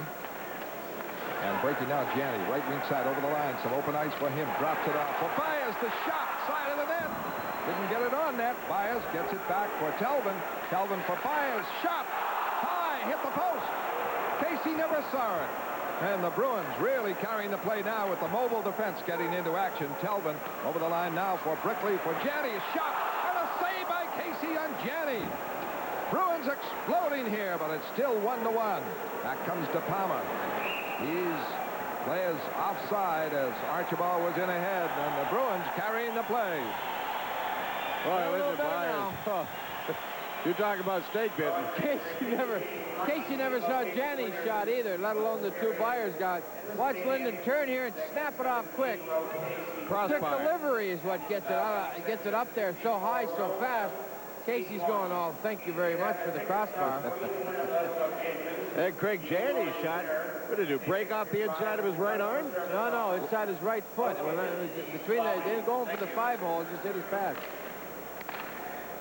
Long shot in by Chambers and routine save for Reggie Lemlin, and Bork takes over. Bruins have outshot him 6-2. This lead from Miller missed. Rouse back, icing, 13:09 left here in the second period. Boston up to 6 shots and some missed opportunities too. Tune in this Saturday, December 3rd at 1 p.m. for live coverage of the season premiere of New England College basketball. Sure to join Joe Castiglione and Ronnie Perry as the Ohio University Bobcats travel to Walter Brown Arena to take on the Boston University Terriers. That's Ohio U at BU. Nesson's season opener of New England College basketball, Saturday, December 3rd, live at 1 p.m. Minnesota is missing Craig Hartsburg, but Sean Chambers is a good-looking prospect out of Sterling Heights, Michigan. Played college hockey in Alaska. And just a rookie, and he's playing a lot of hockey here for Minnesota. On defense now inside the line. On the draw, McClellan trying to get it. Bork now going with Hotshide. Bork around the boards. Pops it out. Rouse with Miller in pursuit. Miller checks him behind the net. Poke loose and back to get it, McClellan. Bruins need that intensity there. Here comes Brockton. Crisscrossing with Hobshide. Has Hobshide for a shot. Hit the post. Wow, Hobshide with it. Gets it behind the net. Now it rolls back to the point. Chambers tees it up. Hits the post. 2 of them in a row. Hit the post. A break for Boston there. Chambers the last one. Here's Miller over the line. Miller going deep on Rouse. Trying to put it right in front, and he's checked on the play. Good rush by Jay Miller. Back comes Minnesota. 3-on-2 off for Hobshide. Hobshide wheels. Gets it back in for Broughton. Broughton in deep in the corner. The pass in front is blocked. McRae tried to put it in front. Now around the boards. It's fought for again. Quantal trying to come out. Loses. Broughton with it. Broughton holding it in. Pass in front. Knocked away by O'Dwyer. Kept in by Hobshide. Hobshide drops it in front, and the Bruins ice it. Well, it goes right down to Chambers, so it's not icing. And a beleaguered Bruins there. Hitting the post, Hobshide and Chambers. Right back comes Gagne. Gagne broken up, driven back in by Mantha. The play offside. Boston 1, Minnesota 1. We'll be back at Boston Garden in the second period on Nesson in a moment. Yeah, Bob, I need the samples for the museum presentation. Send me all the blues you got. Oh, wait, hold on a second. I need the halogen spotlights, Lori. Make sure you get the budget figures for the one from the marble floor samples are in. Bob, don't give the citizens Dolomite. We want fantasy granite. Even though people don't understand the difference, I'd much rather have the granite. Do you mind? We're the one for you, New England telephone. Well, get up the fireworks, Derek. They got a little bit of a flurry coming around right here. Hatshide snaps one off just below Lemmelin's glove. Hits the post, now between his feet. Bork gets to the puck before McClellan does. The next one is from Chambers. It goes through all the bodies, hits nothing, beats the trapper again, hits the post. So if it doesn't hit the post, it would have hit his glove, no? Yeah, right. Long drive here and a score by Hardy from the red line. At center ice, Hardy got the draw, fired one dead on Lemlin, and makes it 2-1 for Minnesota on a 90-foot shot. Well, that one hit the post. Only this time, it caught it up on the inside of the post to stay in. Watch this shot skip off the ice. It's going to skip, and it's going to carry high over his stick. Happens. You take these shots for granted. You know that these are savable. It skips, just clears over his stick, and it takes a hop. Gets a little wind under it and lifts. It goes over his stick. You're not going to be able to see it there, but it just drifts over the stick. Well, that does not nullify Lemlin's superior play in this game. He certainly kept Boston in the first period, and the Bruins have to dig down now. Missed opportunities. Boston starting back on the left wing side. Joyce picking up speed. He's hit by Gagne. Broken up. Gets it inside the line. Goes with Bob Sweeney. Gets it to Bob. Bob Sweeney trying to move behind the net. Broken up by Hardy. Around the boards, kept in by Wesley. Bruins trail again, 2-1. Long shot, a 90-footer by Hardy. And behind the net, heavy action, Gagne. Now Joyce comes out with it. Joyce for Lindsman. Joyce is hauled down. Gagne able to move it up, but not out. Kept in by Lindsman. Lindsman for Sweeney. Great save. Rebound and a shot missed by Wesley on the rebound. Burridge keeps it in with Sweeney. They get mixed up. Mantha now trying to move it out. It rolls back to the point to Telvin. Telvin, a shot. Missed the net. Lindsman with it. Trying to jam it in front. It is tied up. Bounces in front. Is iced now by Hardy. Well, what a game, but the moral is shoot the puck on net. And Mark Hardy did it and scored from 90 feet. You know, Fred, you're a big advocate of shots on goal. Anytime that puck is on the net, it has to be saved. Maybe it's going to be mishandled.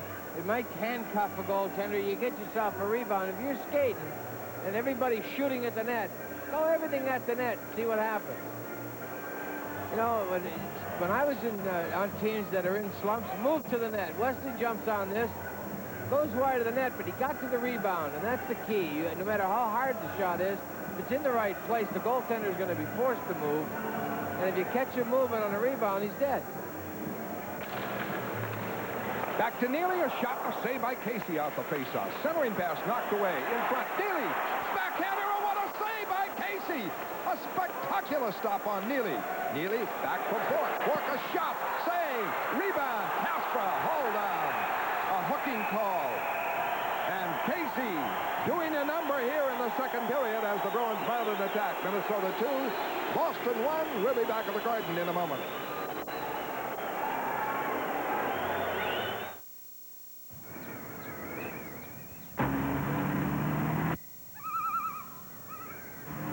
Corsica from the Chevy dealers of New England.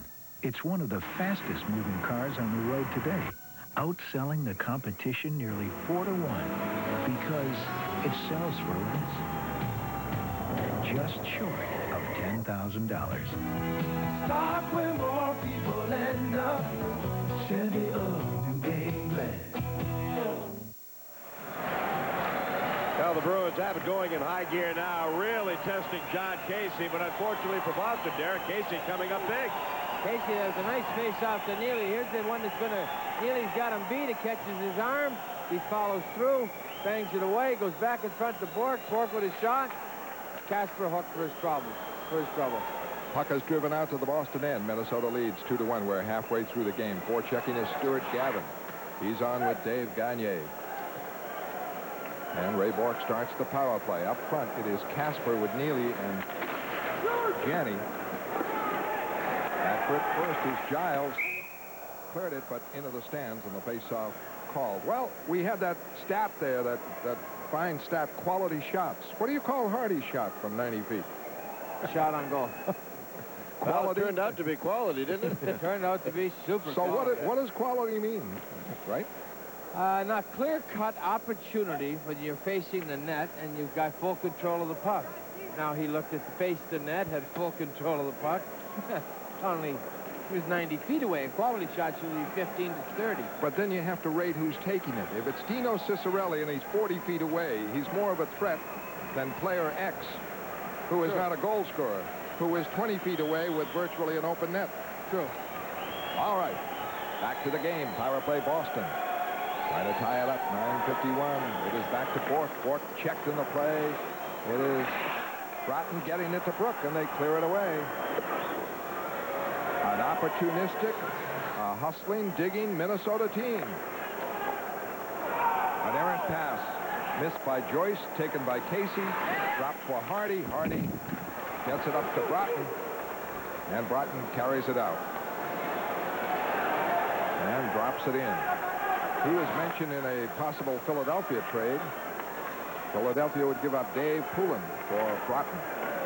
Bob Sweeney tries it in. Casey able to block it. He's been terrific in this period. And Giles able to work it out. Back comes Bob Sweeney. He is hit by Giles. In deep. Janney is hauled down by Musil. Around the boards. Penalty on Casper or Bob Sweeney for a cross check. That's not a good penalty on Bobby's part. He was upset by the way he was hit by Giles, which was a good, clean hit that really shook up Sweeney. Then he saw the way František Musil dumped Janney. He said, well, I'm going to get my frustration out, and he did it with a cross check. Right here. Oh, that's a heavy hit by Giles there. Bob Sweeney on one foot. When your body weight is on your left foot and the extreme outside, Giles caught him right at the perfect time. A little overzealous with the cross check on Musil. He said, I'm having fun? Is that what he said? Something along those lines, Dave, I believe. Boston's outshot Minnesota 12-4 in the second period. But it is 2-1 Minnesota as they break the tie with the shot by Hardy. Well, Terry is upset about something. Apparently he felt that there should have been a penalty on Musil by dumping Janney. Gagné clears it in. Back is Wesley. Wesley and Telvin. Janney and Brickley. Up for Janney. He can't get it. Mantha sweeps it away. Gagné right back with Bellows. Bellows moving deep. Checked by Wesley. Forced behind the net. Puck lost there. Gagné fights for it. Loose. Cleared away by Janney, and Wesley starts to rush with Brickley. A lead for Brickley. He's coming on Mantha. He is over the line. Drops it for Janney. Janney in deep. Checked to the corner by Musil. They battle for it. And it's dug out by Bellows. Lost off for Bork. Shot! Save! Casey got a piece of it as Bork was wide open 20 feet away. And out comes Chambers.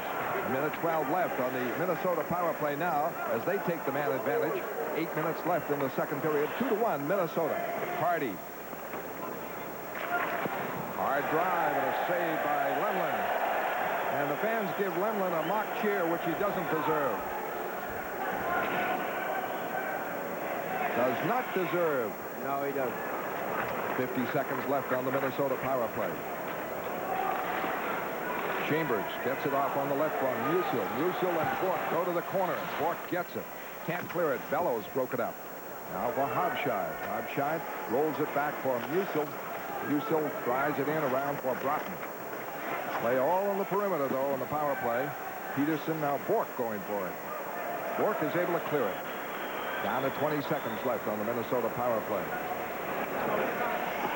Chambers winding up. Minnesota in front 2-1. But the Bruins have clearly widely outplayed them in the second period, but Casey stopped them. Hobscheid, good shift over the line for Broughton. Broughton holding. Still holding. 4 seconds left. The Bruins get the man back. Now behind the net, it is checked. McClellan trying to put it in front. Telvin gets it. Bruins have a 3-on-2.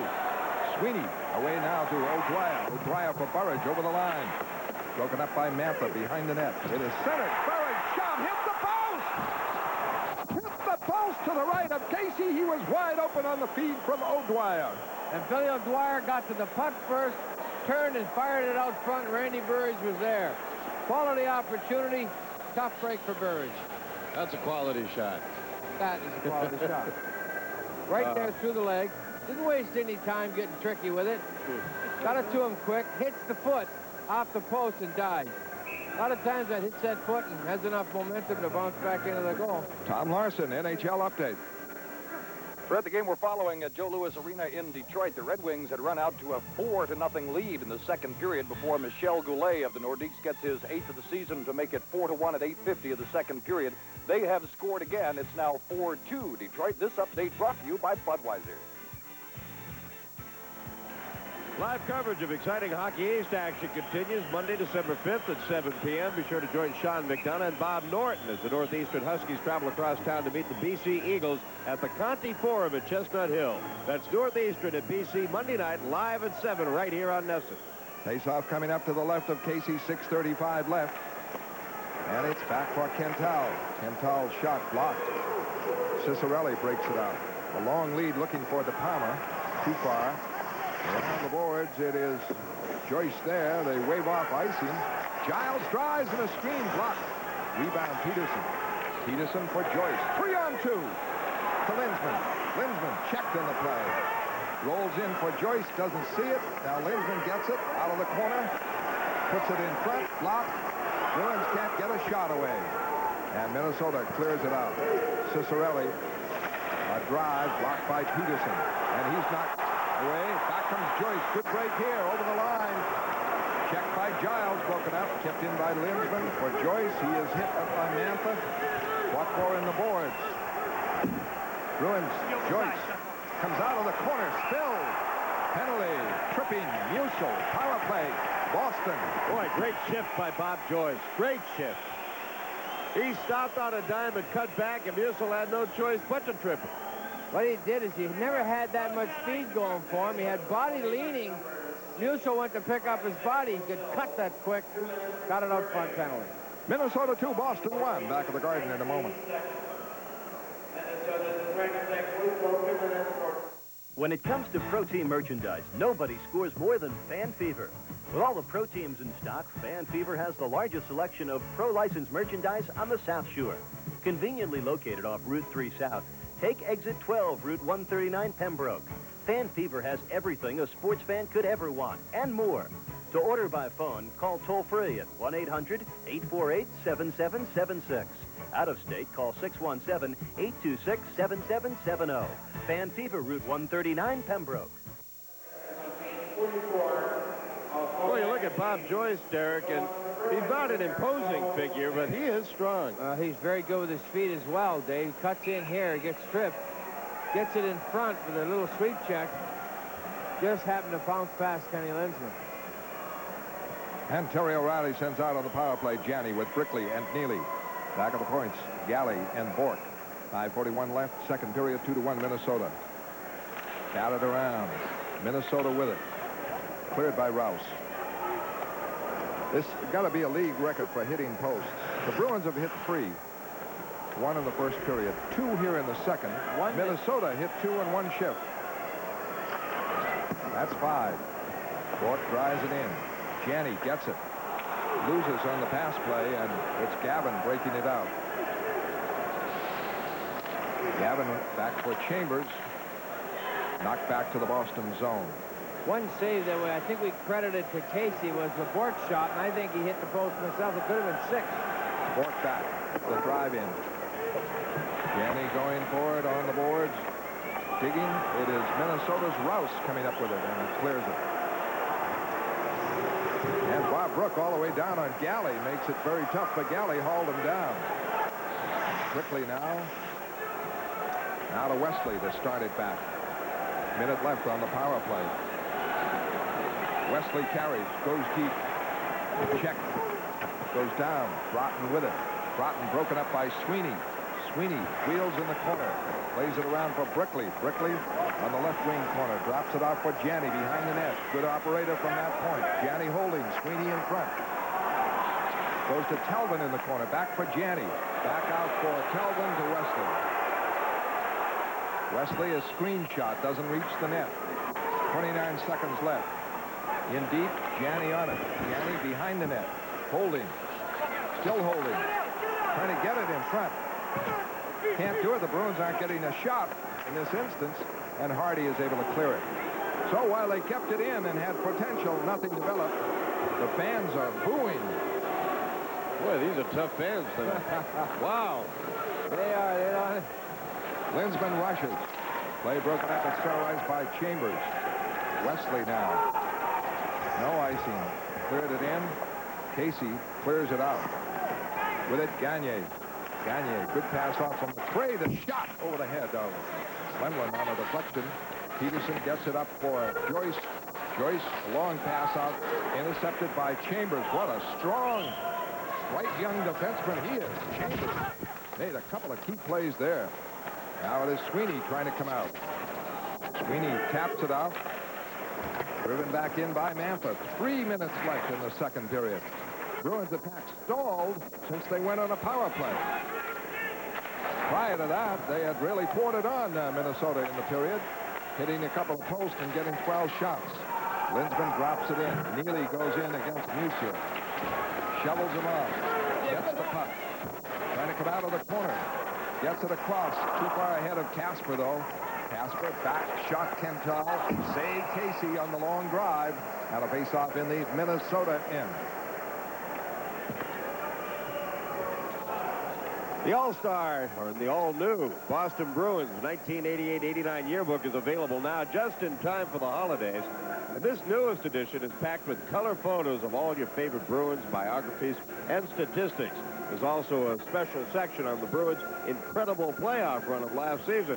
You get your 1988-89 Bruins yearbooks at $6 plus $1.75 postage and handling. The Boston Bruins yearbook, P.O. Box 8725, Boston, Mass. 02114. Took a look at that today. Boy, some great photographs in there. Good action shots, John. Casper on the draw. He's on with Burridge and Neely, and the faceoff won by Minnesota. They're doing the little things, and this is Chambers out for Hobshide. Hobshide, the center ice, clearing in the Boston end. The Bruins about shot them 13-5 in this period, but Minnesota has the only score of the period. And Bork gets it up to Burridge, a possible 3-on-2. Burridge over the line, off for Neely. Neely, the wrist shot. Deflected wide, Casper in deep, fighting for it. Now Neely trying to put it for Galley. Galley moves in deep. Galley holding in the corner. Trying to slide it in front, can't do it. Neely follows up, comes off the boards with it. For Galley, the shot wide. And it rebounds all the way to center ice. Under 2 minutes left here in period number 2. Cullen forces Bork back, breaks up Bork, and taps it in deep. Bork winding up again. Brook after him. This has been an inspired performance by a Minnesota team. Galley for Neely. Neely over the line for Galley. Cleared back in. Musial there. Fellows. Bruins forecheck. Around the boards. It is kept in by Talbot. Into the corner. Trying to drop it in front. Too many Minnesota North Stars there, though. And Musial works it out. Bounces over the Boston line. Brook in. Trying to put it on net. It's knocked wide. Telvin clears it back. Johnston trying to move on it. It goes to Miller. Miller over the line. Miller to O'Dwyer. O'Dwyer handed it to Brook. Brook is out. Long shot. Another of those dangerous hops. Lemlin has to make the save. And the Bruins clear it out of the zone. Less than a minute left. What obviously happened to Bill O'Dwyer is somebody yelled, Bill. Yeah. They called his name. He didn't look. Give me a holler. And that can do it. You can't. Or tap the stick. I'm here. Oh, that happens so often. When I first came up, my rookie year, I was so eager and really wanted to make the good plays. And Gordie Howe caught me a couple of times with that tap the stick. I dumped 2 perfect drop passes to him away he went. So you learn early not to do that too often. Well, you got to look. O'Dwyer didn't look, and somebody yelled there, and he gave him a perfect. It was a Bruin. It might be a goal. Yeah.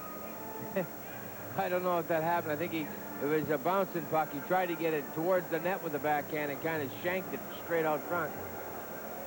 Bruins are kind of holding everything, turning back into the boards with it, not looking to make a play, and there's too many of them around it. They got to find somebody loose in front of the net and make the play across the crease. 2-1 Minnesota. 46 seconds left in the second period. Linsman is on the draw with Gagne off to the left of Casey. Lemlin a standout in the first period, Casey in the second period. And the goalposts have come to the forefront in this one. Bruins have hit 3 and Minnesota 2. And waiting for the draw. Back for Bork, able to keep it in. Shot, save, Casey knocks it away. Cicerelli trying to golf it out on the dasher. Checked by Galley. Puck goes to Hardy now. Hardy fires it out. Bork drives it back in. Mo Mantha is there, has time. Mantha off to Hardy. Hardy carries it out, gives it to Gagne. Gagne over the line, moving wide, turning in the zone. Gets it off to Cicerelli now. Puts it on net, knocked away by Bork before it reached the net. 8 seconds left. Bork tries a long one, and it skips, and wow, Casey handled that one. And the period ends. Same what happened to Lemelin, that happened to Casey. It kept Casey dropped straight down. That one happened to be Adam, not at the corner. That one goes in. And that was a longer shot than Hardy's 90-footer. And how can the fans boo the Boston Bruins with a period like that, where they outshot the team 14-7 and put the effort out, their best, but the fans boo. The result is 2-1. They're down. They're still down after 40 minutes. After 40 minutes, Minnesota in front by a score of 2-1. We'll have intermission highlights in just a minute.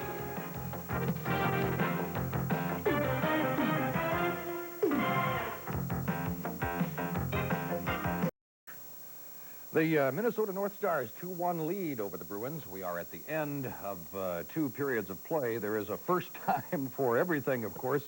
But in 10 earlier games, the Bruins have not won yet this year, in which they have trailed at the end of 2 periods of play. Man who almost became a Bruin, Brian Bellows, Dave Shea's guest. David? Well, Tom, he may yet. We were just talking about that. I'd hate to be your travel agent, booking a new itinerary for you every week. Yeah, for sure. The last month, they've had me going every team on the Eastern Seaboard. Anyone in particular you'd like to vacation in? Yeah, I like any of them vacation in the summertime. I'd just like to stay in Minnesota and try and rebuild the club.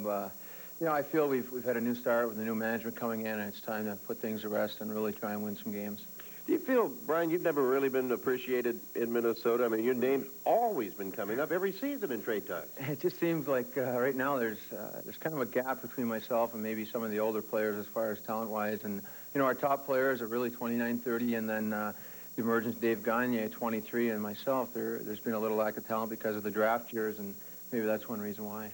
Well, you guys are on a bit of a roll right now. You tied Edmonton, and that seemed to really heat everyone up. Then you beat Toronto twice, and you jumped out of last place by beating Chicago last night. You're playing with confidence. Yeah, the team's really come around. We're finally understanding that we have to play, you know, good two-way hockey, and we're grinding it out. We don't have the offensive talent we used to have, and I think Pierre has realized that. He's starting to know the players, and we're starting to adjust his style to a certain degree, and he's kind of leaned a little bit towards our way, too. Yeah, he said his biggest chore, if that's the correct word, as a head coach, was to get the guys to understand that there's the other half of the ice. He said Minnesota's always thinking goal first. We got to think stop the goal. That was true. At the start, maybe, you know, I think even admits he went a little bit too far. He wanted us to dump the puck in every single time. And, you know, players like Broughton and myself would like to skate it in quite a bit. And against a lot of teams, you can do that. So he's changed a little bit, too. He's come our way, but we've definitely learned how to play good defense. Well, obviously, as a competitor, as you are, you don't like the way things have gone the last few years. The Stars being called the doormats and being #1 in the draft, it all goes together with not making the playoffs. Is this a year you see it turning around? I definitely think so. I think they're going to take a long-range plan and see what type of players we have and what type of players we need to have. They're going to build through our farm system and through our draft, and it seems a little bit more systematic. In the past, it was like, well, you know, the Islanders won, we need a grinding team. Then Edmonton would win, and then it'd be like all of a sudden that we got to get a skating team. The plan just keeps changing, and now we're really working towards the future goal of winning the Stanley Cup, and this year's goal is to do the best we can and definitely make good strides. Well, all you need is a couple of Dave Gagnes to come up from the farm system and play the way he has, huh? It'd be kind of nice. Dave's played excellent all year ever since he got sent down. He came up, and he's been a spark plug, and I just hope he stays healthy and can play the same way all year. Well, Brian, whether it's in a North Star uniform or a Bruins uniform, we look forward to seeing you again soon. Yeah, well, hopefully I'll be on the channel again. That's Brian Bellows. Tom, back to you. All right, David, and for being our guest during the second intermission, Brian Bellows will receive a gift certificate from Carton's Jewelers, who feature Tissot watches. Tissot Swiss quality time and Carton's, the best the world has to offer at 15 convenient locations throughout New England. 2-1 hockey game, Minnesota North Stars over the Boston Bruins. We're at the end of 2 periods from Boston Garden. In this one, I'll be back. We'll take a look at second period highlights, and we'll reach into the mailbag when Boston Bruins hockey continues on your New England Sports Network.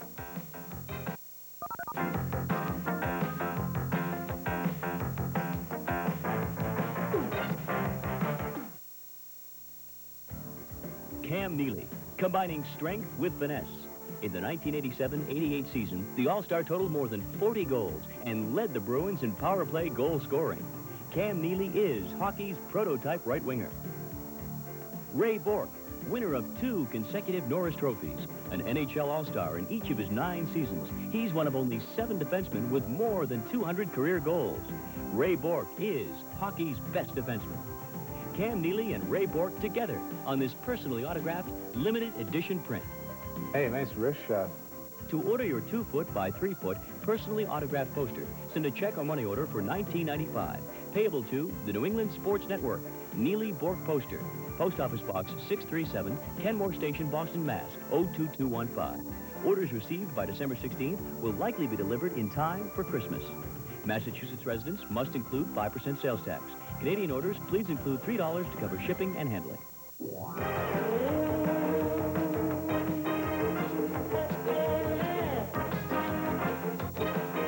Now to Lemieux, quick pass, rolls back, Bustos, wrapping it back in. Lemieux operates behind the net, who wheeled it back in front and scored on a fantastic play. Hat-trick for Lemieux from behind the net virtually. He wheeled the backhander home.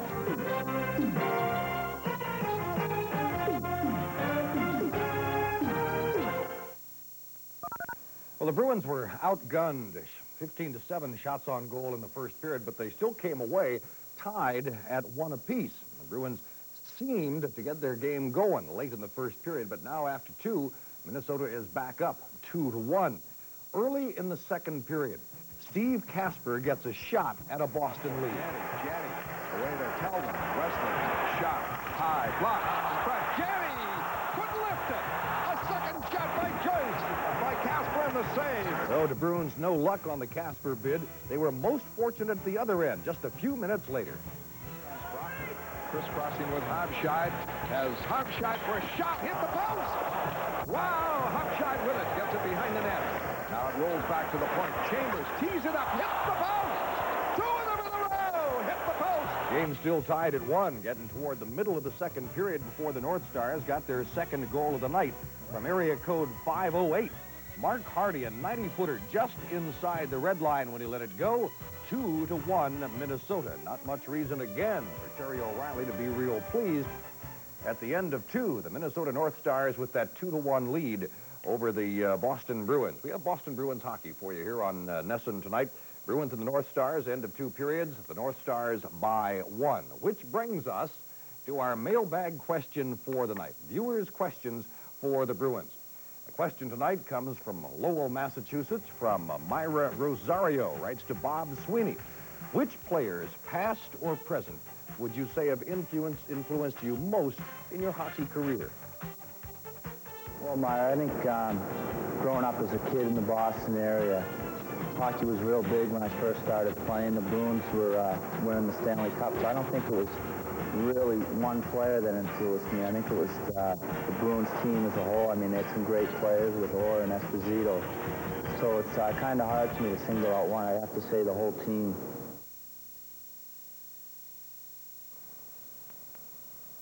Now, if we use your question on the air during one of our intermissions, we'll also be sending you a copy of the 1988-89 guide and record book, and there you see the address for it. Bruins mailbag in care of Nesson at 70 Brookline Avenue, Boston, Mass.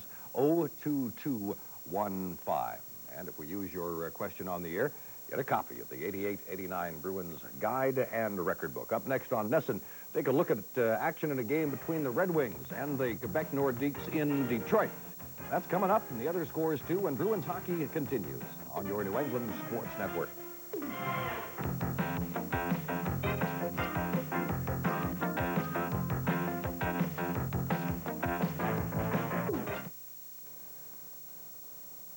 Bruins and the Minnesota North Stars at the end of 2 periods, and the North Stars lead it by a score of 2-1. It's one of 6 games around the National Hockey League tonight at Joe Louis Arena in Detroit. The Quebec Nordiques and the Detroit Red Wings are going at it. The Red Wings had jumped out to an early lead.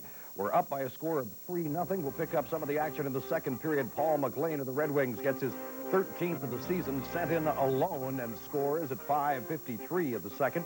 That made it 4-0 for Red Wings. First goal of the game for Quebec, Michel Goulet, 8th of the season. Centering pass from Walt Podubny and puts Quebec on the board. That makes it 4-1. Now Marc Fortier of Quebec, 3rd of the season. Backhand pass from Michel Goulet and taps it past Greg Steffen at 12:08. 4-2 Detroit. The Red Wings have scored again, and it is now in the 3rd period. Detroit up by a score of 5-2. That 5th Detroit goal by Steve Chiasson. In the 3rd period, Montreal and Philadelphia are tied at 2-2. Canadiens have jumped out to a 2-0 lead on goals by Gainey and Lemieux, but Bullard and Propp have come back for the Flyers to tie that one. St. Louis out in front of the Islanders. Quick 3 goals in the first period. McKegney, Tuttle, and Fedorko. They now go to the 2nd period of play.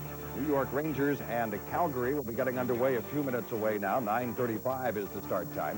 And Toronto plays the Los Angeles Kings, a 10:35 start later on. The Bruins are continuing to have their problems. They have come back in the 2nd period with a 14-7 shots advantage over the Minnesota North Stars, but still trail in the hockey game by a score of 2-1. It was 1-1 at the end of the 1st period. Minnesota with the only goal of the 2nd period, that on a 90-foot bomb from just inside the red line. And again, the Bruins haven't yet won a game this year when they trailed at the end of the 2nd period. Back to the Garden, Fred, Dave, and Derek. Dave, what we're going to take a look at here is the shots hitting the post. Now you say to yourself, okay, they had 2 great opportunities. They hit the post. Right here, you got Al Peterson decides to go down and block the shot. Now, everybody's defensively engaged. There's only one Minnesota player there. The smart play would have been a dump-off play to this guy, but Peterson's anticipated this shot. This player's already committed. It's going to hit the post. Now, it's after the post. It goes between Reggie's legs. A great defensive play. Bork gets dumped.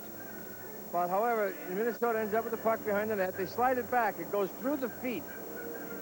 Everybody still has their man. Now, Johnson is going out. At this point, everybody's covered. There's nothing's going to go to this guy. Right there, he's covered. He's got his man. He's got his man. Where it ends up is from here, that shot hits the post. From there, if it doesn't hit the post, it hits Reggie. A couple of sensational plays. However, the Bruins just, when they hit the post, you say to yourself, oh my God, that's 2 very close goals. Any goal that hits the goaltender is a close goal. So you get a little excited about hitting posts, but it doesn't really mean anything. It's not even a shot on goal. Does it pump the team up that was on defense? Yes, it does. It pumps them up. Obviously, it demoralizes the team. The other team. It demoralizes the team that, oh my God, it should have, that was supposed to be in. And then they play very hesitant. Yeah, the team that shot the puck is down. Yeah, okay. No, the team that shot the puck is up. They said, we nearly got one. It's the defensive team. Okay. Somebody made a mistake. I got you. You get that reprieve, and you say everything's fine, but it doesn't help you. Well, there they are, the 2nd period stats. Almost an about face from period 1. The Bruins were heavily outplayed according to the numbers in period 1, but according to those numbers, and that's accurate, the Bruins carried the play that period. And lost it 1-0. So what does stats say? They don't always work, Mark Quinzel reminds us. I think that goes back to the old adage, you can make numbers do what you want them to. Yes. This is a very big period to the confidence of the Bruins. I think they've got to feel something. If they come from behind here, which they have not done all year, after trailing after 2 periods, they have not fared well. Last year, they were a club that could come back and beat you in the 3rd period any time. And indicative of that is a club that's in shape, and they have that energy in the 3rd period to win a lot of hockey games. We're set to go. Galley and Bork on the Boston defense, and Chambers, the good-looking young defenseman, wraps it in. Lemlin clears it right out. Backford again is Chambers. He's on defense with Rouse. Takes a long clear all the way to Lemlin. Backford, Galley. Casper is up front with Burridge and Neely. Casper to Burridge to clear in. But back first is Chambers as Broughton blocked Neely's bid to go in and forecheck there, which the Bruins have to do. Burridge back over the line now.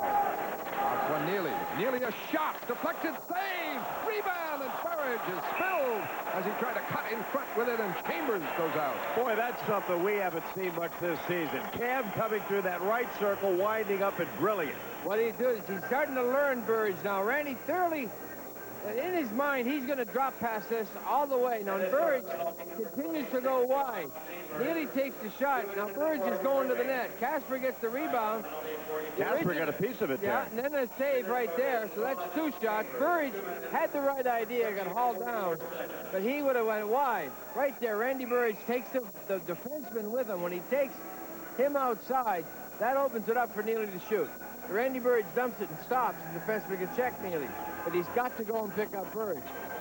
Well, that's a nice way to start the period. 44 seconds in, you're on the power play.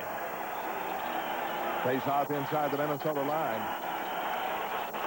Linsman is out with Joyce and Bob Sweeney, Telvin, and Wesley.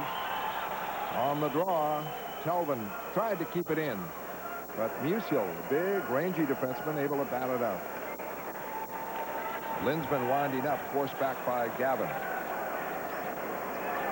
Last Bruins power play, not a good one. Telvin with it. Off for Wesley. He's over the line. Spilled. Bob Sweeney carries it in. Into the corner.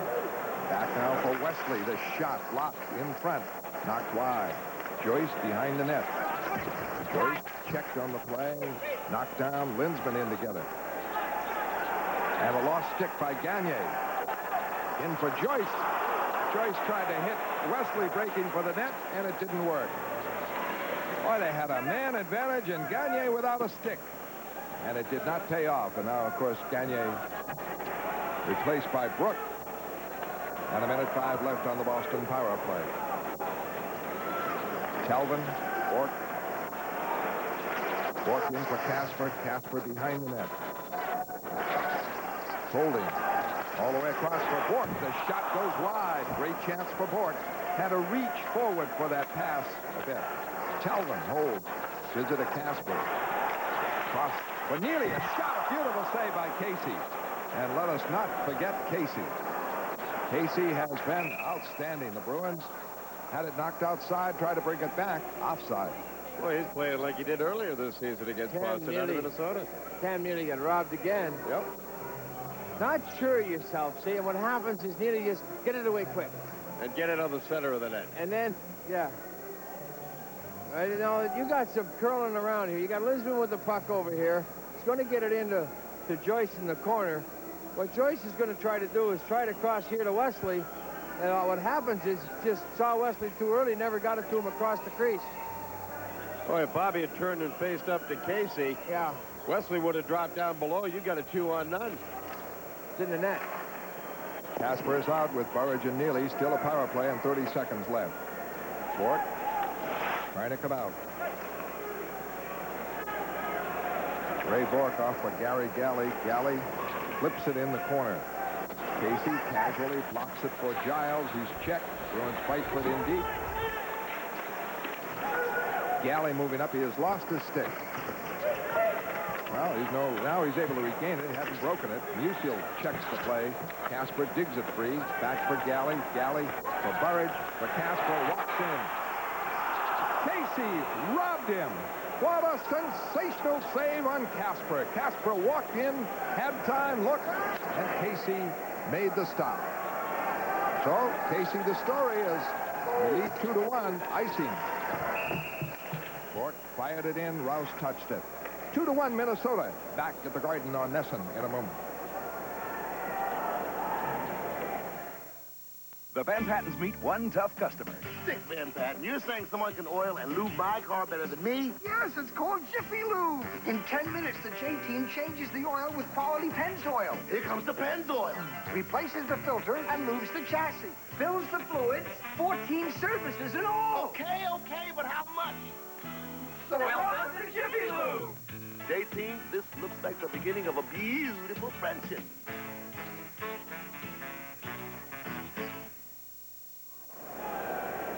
Derek, if this keeps up, Dr. Fred Knapp's going to be a very busy guy. Bruins psychologist, yeah. Randy Burridge makes a great play to Stevie Casper right here. Out comes Casey. Stevie goes 5-hole, hits his stick, just never got it up. Short stroked it a little bit. Snake bit as well. Bruins keep working. They're exciting, just there's a shortage of goal scorers. Draws back to Stefan Cantal. He's been paired on defense with Alan Peterson, and he's checked behind the net and broken up, and the puck rolled in front and covered on the play as Cantal coughed it up with the forechecking of Minnesota. Stefan has been playing better and better with each game, but he's still going to be prone to rookie mistakes. Oh, yeah. You're going to get behind the net and decide you're going to be able to take your time. Somebody's going to force you. You're looking up. You don't look at the puck. You feel the puck at your feet, and you miss it once in a while, and those things happen. Brook is centering Bellows and Fraser. It rolls in on Lemlin. Cantal gets rid of it this time. Around the boards, it bounces for Gianni. Gianni with Baez. Gianni over the line. Baez heads for the net. Gianni walks in. Can't get the shot away. Fire it down and missed the net. Well, they'll never have a more glittering chance than that one. You keep saying that. What a chance for Gianni.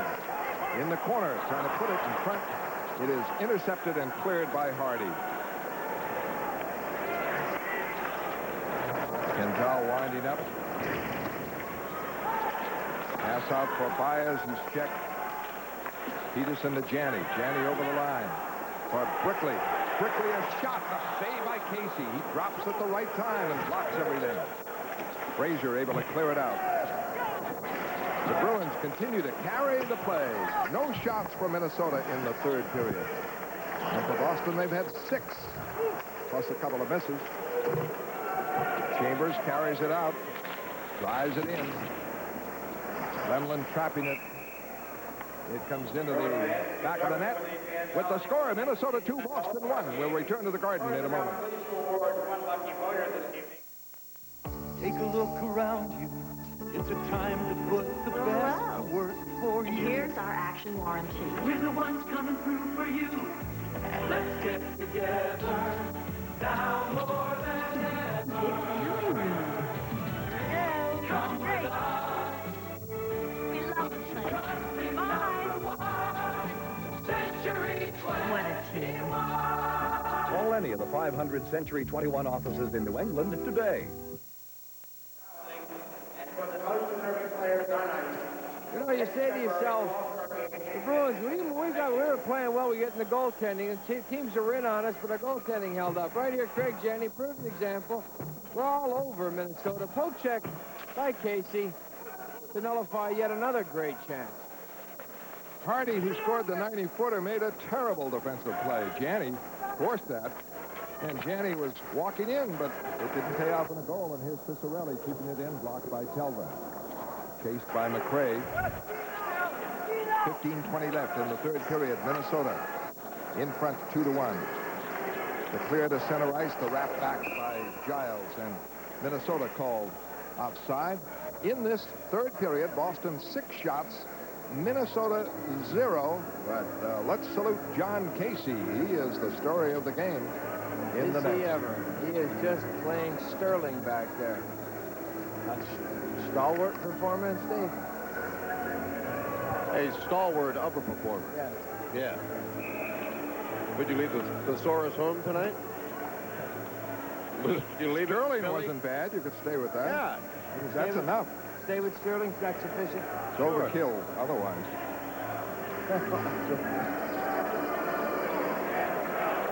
Bob Sweeney tangling with McRae on the faceoff.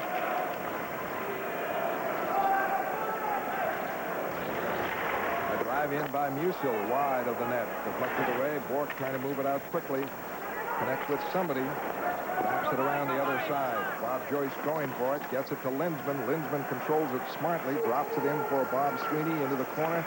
Checks. Joyce battling in the corner. Lindsman gets it to Bob Sweeney behind the net. In front. Shot blocked. Backhander by Bork. Blocked on the short side by Casey.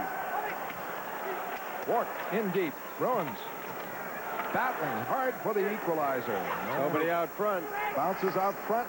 Bork knocks it away, but it deflects to Cicerelli. And Cicerelli drops it in the Boston zone. 14:28 left here, third period. Up to 29 shots by Boston, 7 here in this period. Galley is broken up on the play by Hobschide. Hobschide trying to convert it. Clears it around. Burridge checking his man, McClellan. Casper trying to come out. Checked on the play, and Chambers drives it back in. Galley for Bork. Out to Burridge with Casper. Over the line. Casper heads for the net. Neely gets the drop pass. Gets it to Burridge. Shot. And Casey is right there. John Casey. What a game he is turning in. The Bruins up to 30 shots on net now, and only one has beaten him. Neil Broughton at center ice. Stick handling. Checked at the line. Neely trying to come out. Lost it. McClellan gets it right for Broughton. He scores, and it is 3-1. The Bruins thought they had cleared the zone. The Neely pass intercepted by McClellan. He sent Broughton in alone to make it 3-1. Isn't that the way it goes? The first shot by Minnesota in the third period. 6.5 minutes before they get a shot off, and it's in the back of the net. Nothing Lemlin could do there. He had a moving player, Broughton, in front of him. Well, you get juiced up, Derek, thinking, all right, let's get the puck and go, let's get the puck and go, and all of a sudden you forget that, wait, but we haven't got the puck yet. They're putting so much pressure on themselves to score. They feel that, let's get it up, get it out, and quick. Take your time, regroup, and they're getting the offensive opportunities. They had Minnesota on the ropes for so long, just didn't put it away. Neil Broughton, a beautiful move, a goal scorer's move. And now it is a 2-goal lead for Minnesota. Back comes Gavin over the line. Drop pass for De Palma, broken up. And Byers back. 3-on-3 for Janney. Offside. And now Tom Larson, NHL update. All right, Fred, it again from Joe Louis Arena in Detroit. It's the Red Wings and the Quebec Nordiques. 5-2 is the score, as Giro Garvey of Quebec scores, and Quebec has made it 5-3 now in that game in the third period. This update brought to you by Budweiser. Hey, be sure to join us tomorrow, December 2nd at 7:30 for a look back at the best of New England College lacrosse of '88. Nessa takes a look at the finest in this year's lacrosse action when the Army Cadets meet the University of Massachusetts Minutemen from Amherst. That's a look back at New England College lacrosse, Friday at 7:30 right here on Nessa. I was at Drake this morning talking with the kids there. Got to wish them good luck in their Super Bowl, too. That's right. You got Beverly? I got Beverly next month, so I got to be careful. Bruins clear it out. Minnesota drives it back in. Minnesota guarding a 2-goal lead. And a steal here by Gavin. Gavin broken up, spilled. Bruins can't clear it, though. It is kept in. Dropped back for a defenseman, Musial. He drives it in deep. De Palma looking for it, but it's Byers. Byers out for Brickley. Brickley, long shot in, rebound. Byers battling for it, rolls back for Peterson. A shot wide. Rebound, Kental. Kental in deep, holding. Going behind the net. Trying to put it in front. Casey is down, sprawling. Puck deflects away to Byers. He knocks it in deeper. Taken over by Giles. Giles can't clear it. Peterson kept it in. Shot.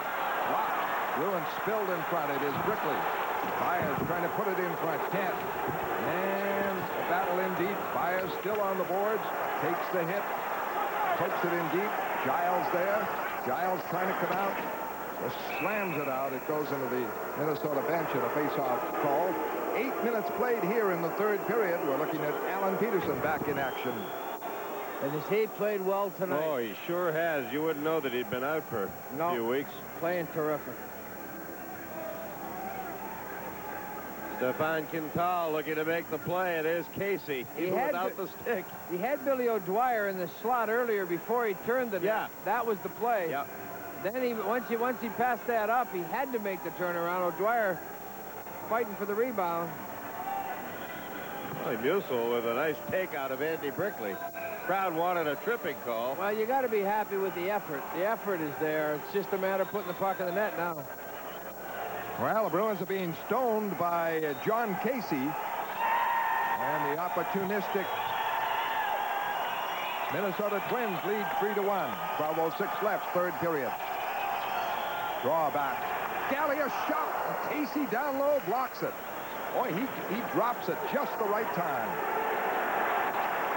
Bellows gets it away now over the line by Frazier. Frazier broken up by Bork. Bork strikes it out. Bellows back on defense without a stick. Over the line looking for Casper. Knocked away down to the Boston end. Lemlin coming out of the net. Plays it around the boards looking for Johnston. Now Bork in the center ice. Play broken up by Chambers. He's hit by Galley, but he clears it in the Boston end. Minnesota leads 3-1. 1-1 at the end of the first period. Casey's been terrific. An open man is Bellows. Can't get the pass in front. Now Ray Bork trying to come out, but Minnesota doing a good job forechecking. Wesley carries out to Casper. Casper checked it. Center ice and the puck control. Cleared by Minnesota's Giles. Icing call. With the score, Minnesota 3 and Boston 1. We'll be back at Boston Garden in a moment.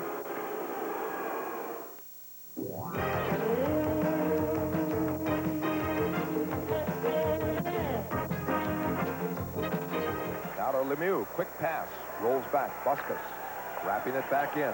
Lemieux operates behind the net. Wheeled it back in front and scored on a fantastic play. Hat-trick for Lemieux from behind the net virtually. He wheeled the backhander home.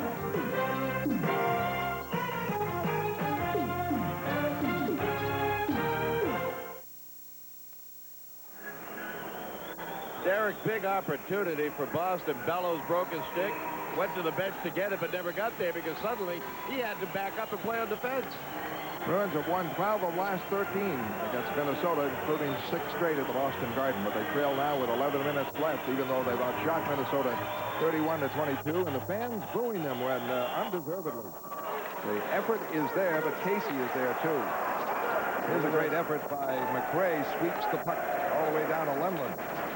Bruins trying to move it out, and they're jammed up by Minnesota. Winding up now is Kelvin. Up the boards. There's Joyce. Checked immediately by Cicerelli, and the play is offside.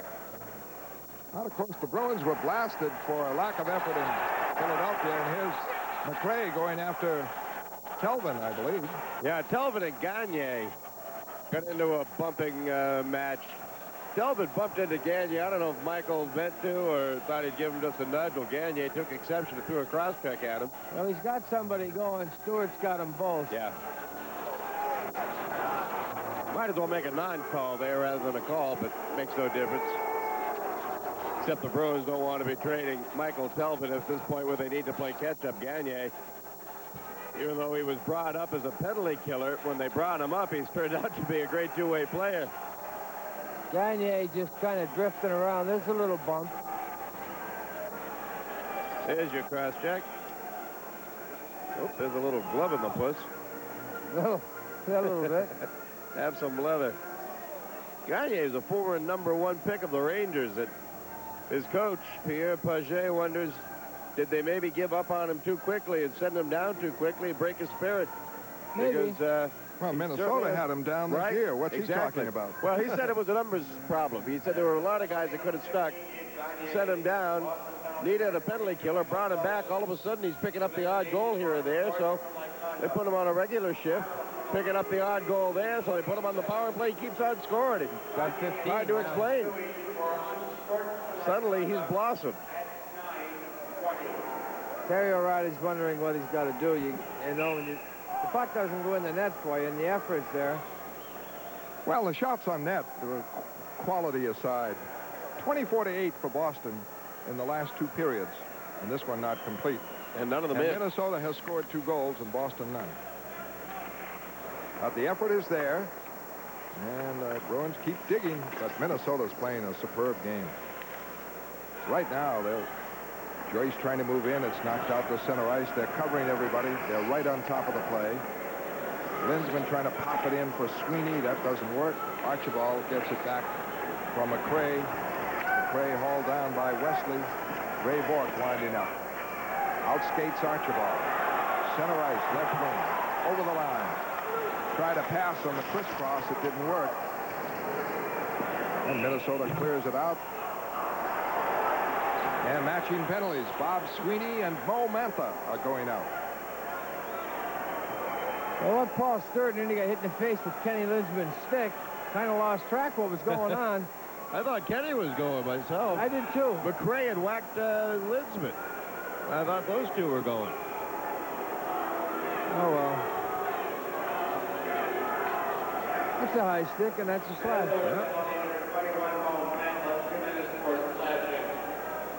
Frustration beginning to mount now, because the North Stars are doing a tremendous job bottling up Boston. I mean, it's like being my shadow, Derek. Everywhere a Bruin player goes, whether it's with or without the puck, he's got a green sweater on it. Rouse clears it in all the way down to Wembley. Quintal gets it up for Burridge. A lead too far for Casper, and Chambers knocks it away. Intercepted by Quintal. The youngster over the line. Clearing it in. Casey, though, wheels it around for Habscheid. Trying to make the clear out. Stopped by Neely. Neely broken up by Habscheid. Habscheid breaks it out over the line. The shot blocked by Quintal. Stefan Quintal. Up to center ice, but it's intercepted by Habscheid. Credit Minnesota. They're staying right on top of the Bruins. A long clear in by Quintal. 3-1 lead for Minnesota. Puck hops over the stick of Burridge, goes to Habscheid, who drives it in the Boston end. Quintal winding up again for Neely. Neely pass way behind Casper. That doesn't work. And Giles whips it to the Boston end. It's going to be icing. And a face-off called. 8:53 left, and a word about Tucker Anthony. Yeah, Nesson delivers more of the Tucker Anthony Golf Classic this Sunday at 5:30. Be sure to join our very own golf pro, Fred Cusick, and his partner, Clive Fazioli, for more first-round action. Marshfield takes on Dedham. The Tucker Anthony Golf Classic this Sunday at 5:30 right here on Nesson. And it's also on Friday, and 10 o'clock tomorrow night. It'll be a repeat of Tedesco and Agawam, and Clive Fazioli was the guest of honor. Women's Golf Association of Massachusetts. I hear he did a bang-up job. Oh, great job. Here's Bork getting the draw along the line, kept it in. Now Brickley, pass across, redirected by Galley, and he missed the net. Kind of an aerial job around the boards. Brickley keeps it in, can't connect with Janney. The long rebound is picked up by De Palma. De Palma scored the first goal. He has 3 shots on net. He made 3 successive shots to score the goal. Back comes Janney, handle the pass nicely. The lead in for Byers. Byers and Rouse to the backboards. Byers. Janney trying to get it. And it is Chambers coming up with it. Chambers the clear out. Bork right back for Janney. Janney for Byers. Byers gets the shot away, but it's never reached the net. Galley was screening. Around the boards, Janney keeps it in. Janney in for a pass in front for Byers. He can't get it. Galley hauled down. And back comes Archibald. Clear it in the Boston zone. Time running out on the Bruins. They trail by 2, third period. Johnston can't handle a pass at center ice. Giles back. Long drive and a save by Lemlin. Bork up for Johnston. Out to Linsman coming hard over the line. Behind the back for Johnston. Johnston in deep. All the way by Musial. Goes down. Musial digs it away. Bellows able to clear it out. That's all Minnesota has to do, of course, if they can get a handle to it. And the Bruins wind up, keep carrying the play. They have for 2 periods. But they trail 3-1. Quintal gets it around for Joyce. Out for Linsman. Linsman over the line. Checked by Giles. Frazier wraps it around and out of the zone. Winding up Peterson. 7 minutes left. Neely, center ice. He's ridden off by McRae. Quintal starting it again. Casper looked offside, but no whistle. Into the corner. It is wrapped around by Archibald. Quintal keeps it in, loses it, and Chambers just sweeps it out. Casper winding up. Trying to get away from McRae. Can't do it.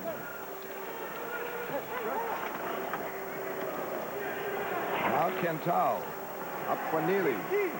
Neely can't move in. checked by Chambers. Broughton over the line for Cicerelli. He's broken up. Bork digs it free. Bork gets it to Casper. Casper over the line with Burridge and Neely. A backhander block on it again.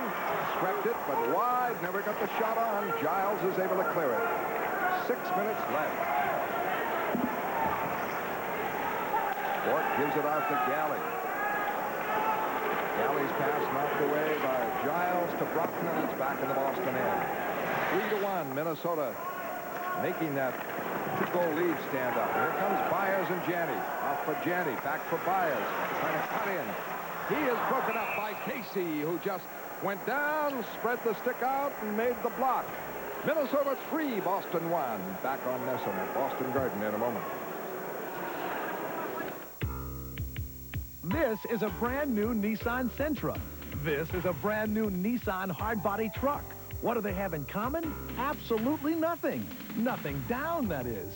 Because for a limited time, participating Nissan dealers can put qualified buyers into their first car or truck for no money down with the Nissan No Money Down First-Time Buyer Plan. So see your Nissan dealer now and drive away in a brand new Nissan for a nice round figure.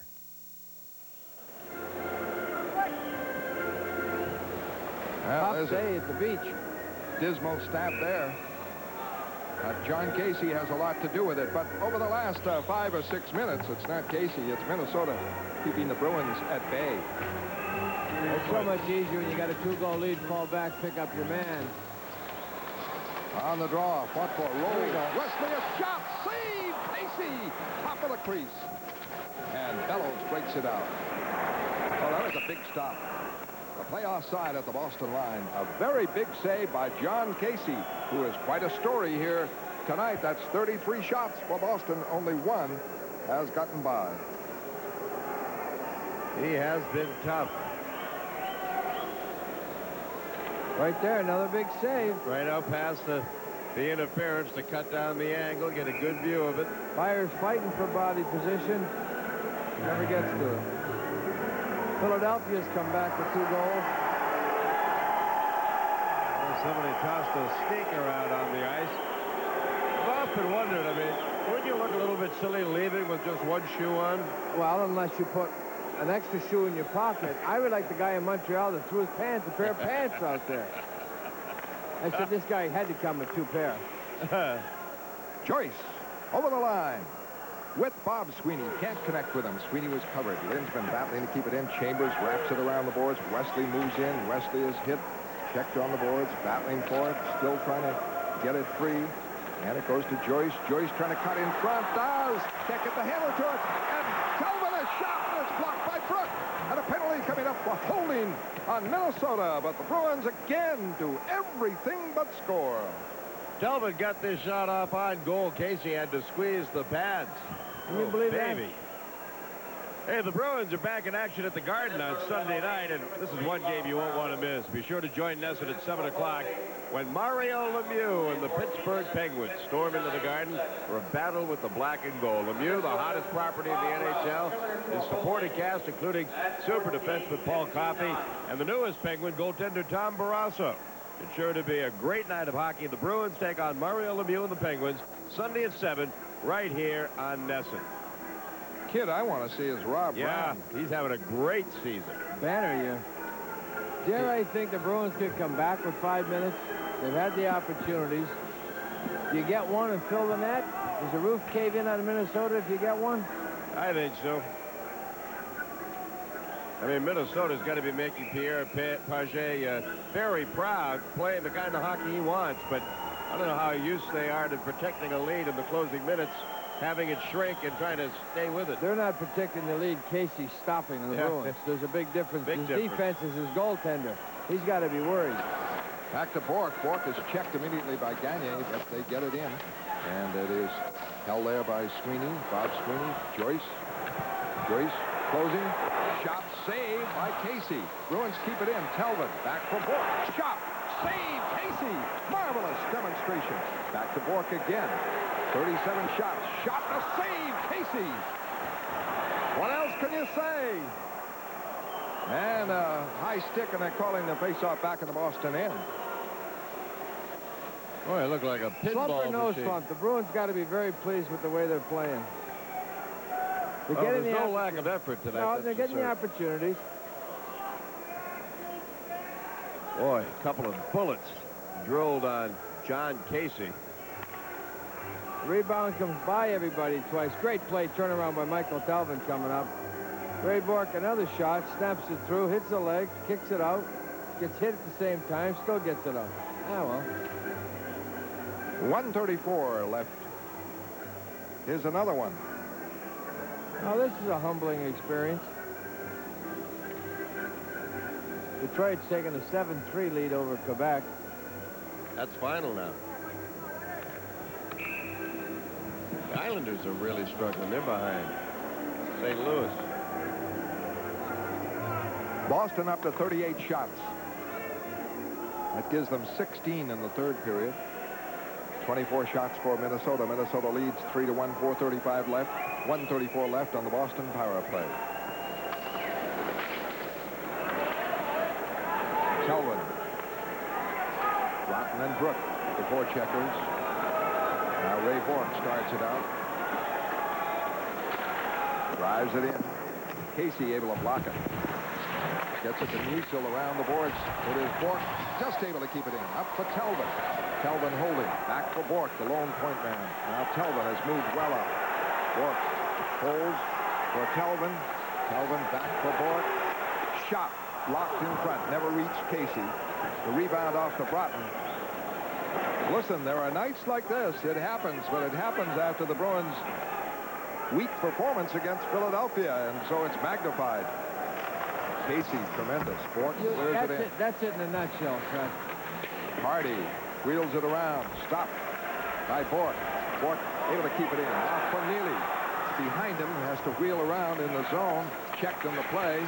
Now able to keep it in. In deep, it goes to Casper. Casper and Janney in the corner. And 27 seconds left. It's back to Talbot. Can't contain it.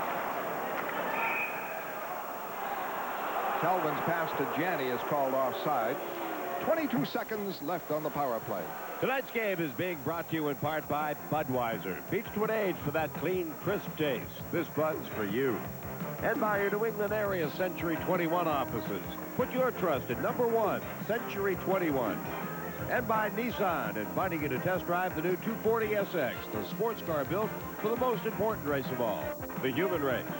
And by Sullivan Tire Family Car Care Centers, because family spirit is what Sullivan is all about. Clear by Giles on the draw. Down to 15 seconds left on the power play. Wesley is winding up. Off for Janney. Janney into center ice. Up for Neely. Neely over the line, checked. Rolls off for Casper. Casper in the corner. Holding. Penalty is up. In front, looking for Neely. Janney tried to set him up, couldn't do it, and Gavin able to clear it away. Back goes Gallion now. 2:50 left as Minnesota kills off another Boston power play. Baez and O'Dwyer trying to move it in.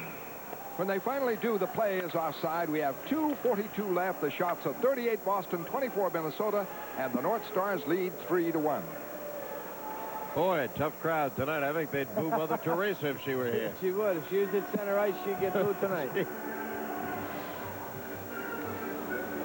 What are you going to do?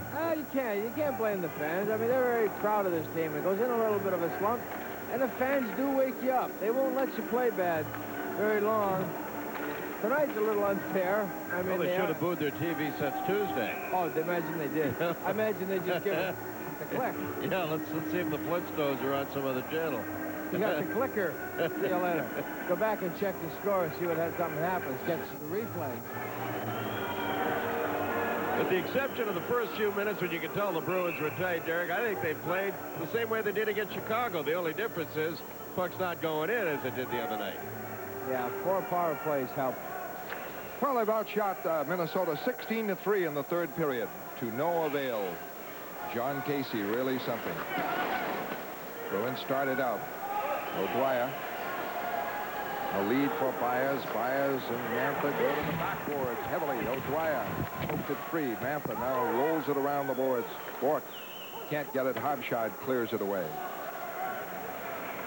That's all Minnesota has to do, and they've been doing it well. And when they haven't, Casey took care of things. Baez over the line. The shot wide. Good wrist shot there, but missed the net. Bruins keep it in. O'Dwyer trying to set a play.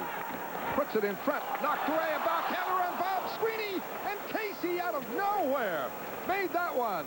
Up to 39 shots. John Casey, really something. Boy, Bob Sweeney had that all set for a backhander. Lindsman is over the line. Trying to go right through. Is in. And his backhander is wide. He was ridden off. And a penalty coming up. 1:38 left on Minnesota. Great rush by Lindsman. And then taken off the play for the penalty. And Ken's backhander went wide. Well, this sets a kind of a last minute and a half. Should the Bruins get one? Right, he had the right idea. It just gets hooked. The Bruins deserve a better fate than this tonight. But there are goaltenders who can do it, and twice Casey did. Now, in Minnesota, he did it. He did it early in the game, and then Minnesota took over and won it going away. Watch this one on Bob Sweeney. It's a great effort. The backhand, what I was saying, Fred, Billy O'Dwyer just shot it at the net. Casey had to handle it. Comes across out of the corner from O'Dwyer. Rebound right to Sweeney. Big play. Well, right now, it is a power play again for the Boston Bruins. And a timeout for Terry O'Reilly to talk to the team. The clock shows 1:38 left, and the Bruins trail by 2. Scenario, of course, would be get one in the power play and then take Lemlin out, have an effect another power play, and tie it up. But, and then win it in overtime. Then win it in overtime. Are we dreaming or what? Not the way it's going tonight. It's very rare that it happens. You get a goaltender as hot as Casey, he's going to be beat. Well, John Casey hasn't demonstrated that effectiveness prior to this season, but he certainly is doing a job for the Minnesota North Stars. There's Paget. Yeah, Paget, who has directed a team that's emphasized defense, and it has paid off. But defense tonight, he's got to be a little upset. We've sifted through that defense pretty good. Just can't beat Casey, so if he says this is a good defensive effort, he's kidding himself. Casey was signed as a free agent back in 1984. Reggie Lemlin is coming out as a radical strategy by Terry O'Reilly. Hey, let's do it now. 1:38 left. They have, of course, in essence, a two-man advantage. Wesley and Bork are at the points. Joyce and Lindsman and Bob Sweeney and Neely are up front. Coin on the ice. Somebody throwing some change out there. Nobody in the net. An all-out bid here in what amounts to a two-man advantage. The Bruins need possession, of course. Gagné. Kenny Lindsman should just try to get this face off to Bob Joyce. He got it to Bork. For Joyce. Quick pass in, deflected wide in front by Bob Sweeney. Neely around the boards. Wesley able to keep it in. And now it deflects in the stands. Off Wesley, and the face-off is called outside the line by Paul Stewart. 1:26 left in regulation. The Bruins down by 2. For Minnesota, they have Gagné and Gavin with Musil and Giles. Taking an awful chance putting outside the blue line. You've got to win this draw. Puts a lot of pressure on Kenny Lindsman to win this and win it clean. Cannot afford a North Star handling this puck, Fred. They can shoot it down the ice. A man short and it won't be icy, so they can shoot from anywhere. Lindsman wins it. Wesley. And Joyce tapped it in. Into the corner goes Sweeney. Musil is there trying to clear it out. It's stopped. Lindsman with it. In front. Shot. Save. Casey score. The light is on. No goal, says Paul Stewart. Neely fired it. Paul Stewart says no goal.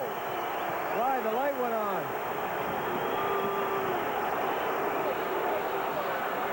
Casey down and hurt. Maybe Stewart blew his whistle. There can be no other reason. There was a delay.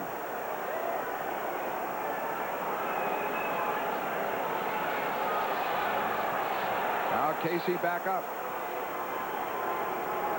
The light goes on. Yes, but it came on maybe after Stewart Casey blew the wasn't whistle. hurt. He was afraid to move in case the puck was behind his back. Right here, across the crease to Neely. There it is behind him. It didn't go in. Didn't look like it went over the line. That's why Casey put his glove behind him on the goal line. Watch this. Watch this. How close can you get? Reaches behind him. There's the puck. I don't know. Stewart was right there. He couldn't see it either. Sweeney also saw it. Well, the light went on. It looked as though maybe on that second replay, as though Casey seemed to have it with his glove and then squeezed it over the line. But Paul Stewart was right there to make the call. Would have to be Paul Stewart, too. Hometown boy. Infamous with his Montreal game. Well, Paul's a great guy. Member of good Hyannis guy. Port, and this is a tough assignment. And this is the explanation to Paul Stewart.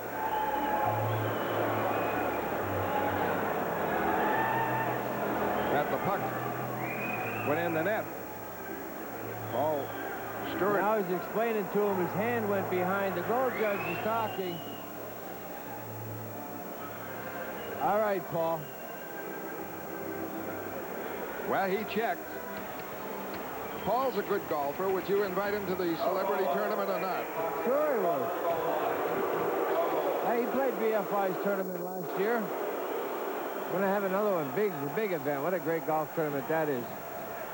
You got to play this year, Fred. Well, Paul last summer was at Hyannis Port. He had as his guest, would you believe, Chris Nyland. He did? Now, you're going to Where is the puck? I think the puck squeezed in. It's underneath Casey. He's not getting up. They dragged him, see? Hey, his right on the goaltender, line. his forward pulled him out. Paul Stewart was right there, closer than anybody, and he called it. Where is he calling the face-off? That's the question. It's still in the Minnesota zone, though. Oh, it's got to be. That is a break. 1:13 left. There's the Bull gang. Charlie and Zibby out there making sure everything's under the proper conditions. Bruins up to 40 shots and only one goal by Casey, who started his career at the University of North Dakota. I thought Paul Stewart, Fred, called it. It's called a heck of a game.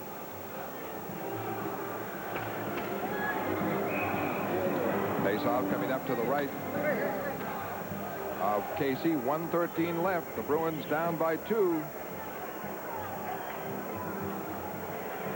John Casey now 26 years old. He's played for Minnesota, Indianapolis, Springfield, Kalamazoo. Kalamazoo last year mostly, and then a bit with Minnesota for 14 games. But this year, he's been there, and he's played the bulk of the games, and he's been a nemesis of the Boston Bruins in 2 games now. 40 shots for Boston, 24 for Minnesota, and it is 3-1 Minnesota. Lemlin stays out. Extra man on for Boston. This face-off batted in the air by Ray Bork. Face-off called in the Boston zone. Lemlin will have to go back in the net. A good, accurate call by Paul Stewart, no question about it. Ray Bork reached way up to bat that one down. And we're down to 1:07 left now. Cam Neely couldn't ask for a better setup a moment ago on that alone in front. Just good strategy by Terry O'Reilly. But now it is nullified with the face-off in the Boston zone. But the Bruins still have a power play. Gagne is another important face-off for Kenny Linsman. Cannot afford to give up those seconds. Facing off with Linsman. Gagne trying to shoot it. Rolls in wide. Bork up the center for Linsman. Linsman drop it off. Knocked away by Gavin. Reggie Lemlin out of the net. The puck driven away. Gagne at center ice can't get it. Bork does. Extra man on for Boston and on a power play. In deep, 45 seconds left. Bork Lindsman. Lindsman lost it. Puck kept in by Neely. For Lindsman again. Back for Neely. A shot. Save. Rebound. Bang. Shot by Lindsman. Deflected by Musial. Into the stands. The Bruins firing away on John Casey. Oh, it's just a case of a hot goaltender. They've played extremely well. They've turned it around. Just going in the net. What can you do? Neely gets it away quick, hits him, the rebound to Joyce, gets it over to Lindsman. He snaps it at the top corner, goes over the crossbar. So, 34 seconds left. somebody's going to have to get a gun and shoot Casey and then shoot the puck. Bruins still on a power play, and they've kept Lemlin out now. The face-off, Casper this time. Lindsman certainly did a good job on the face-offs. Casper back for Neely. Joyce pops it in front. Blocked. Wesley a screen shot. Blocked. Loose puck. And Sweeney can't get a handle to it. Kept in now. Neely battling for it. And Ray Bork. Ray Bork trying to put it on net.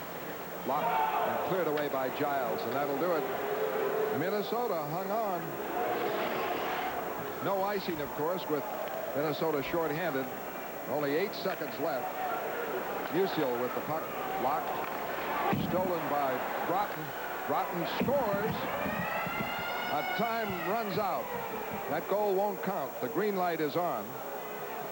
And Minnesota wins the game anyway with a key goal by Broughton in that third period. Well, now they put it up as 4-1, so we don't know whether it's 4-1 or 3-1. The red light never came on. I don't think... The scoreboard says 4-1, and we're not going to argue about that. Once again, with the shots on net, 42 Boston, 24 for Minnesota. The final score is either 3 or 4 for Minnesota to 1 for Boston. Stay tuned next for the Bruins. Chippy Lou, instant replay.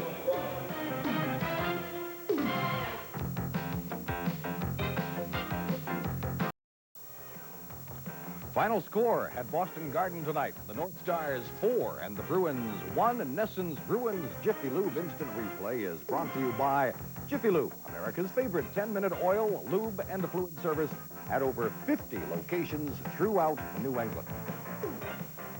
Well, the Bruins continue to have their problems. They rained shots on John Casey tonight, and the man in the Minnesota goal was just outstanding, as he had been the last time that these two teams played, which was a 5-1 Minnesota win out there, and a game in which Casey faced 35 shots and again allowed just 1 goal. In the third period tonight, the Bruins outshot Minnesota 21-2. And for the game, the totals were 42-24, and Minnesota wins it by a score of 4-1. I think it is most appropriate that Dave Shea's guest down at Boston Garden is that man, John Casey. David? All right, Tom, there is no joy in Mudville tonight, and again, it's because of Casey, who just put on a tremendous show. John, outstanding. Well, thank you. I had a good effort from my team. You know, they kept them to the long shots. They didn't have, you know, that many tight-end shots, and, you know, Boston kept coming and coming. They never gave up, so that's a credit to them. Fred Cusick, my broadcast partner, mentioned that, or actually it was Derek Sanderson who said that the Minnesota defense, for the most part in that third period, was John Casey. I thought your teammates did a pretty good job of sticking with and shadowing Boston players, but they still got off a ton of quality shots on you. Well, you know, we took the man, and the defense did that, and the forwards were taking the man. They didn't have that many good hard shots. You know, they had a lot of shots, maybe some in-tight shots, but they weren't, they didn't have a lot of time, and they didn't have, you know, a lot of good, hard quality on it. But, you know, everybody worked hard, and I think, you know, it was a good team effort on our team. Well, it was 40-plus shots. The last time I looked at the shot clock, it was 42. I guess it ended up at 42, so it's probably hard for you to pick out shots here or there. But we're going to show you a Michael Telvin attempt to beat you, and as you might guess, you stopped it. Okay, I'll see it here. That's Bobby Joyce moving around. See, they're all over him. You know, he didn't have that good of a quality on it, and that guy didn't get a whole lot on it either. You know, I just tried to stay on my ground like I was saying earlier. I tried to stand up as much as I could, and it hit me. Well, there's one that Bruin fans obviously didn't agree with Paul Stewart on his call in the closing 2 minutes, and I know you thought it was a brilliant call on Paul's part, and that was the disallowed goal. Let's take a look at that one now and have you comment on it, if you would. Okay.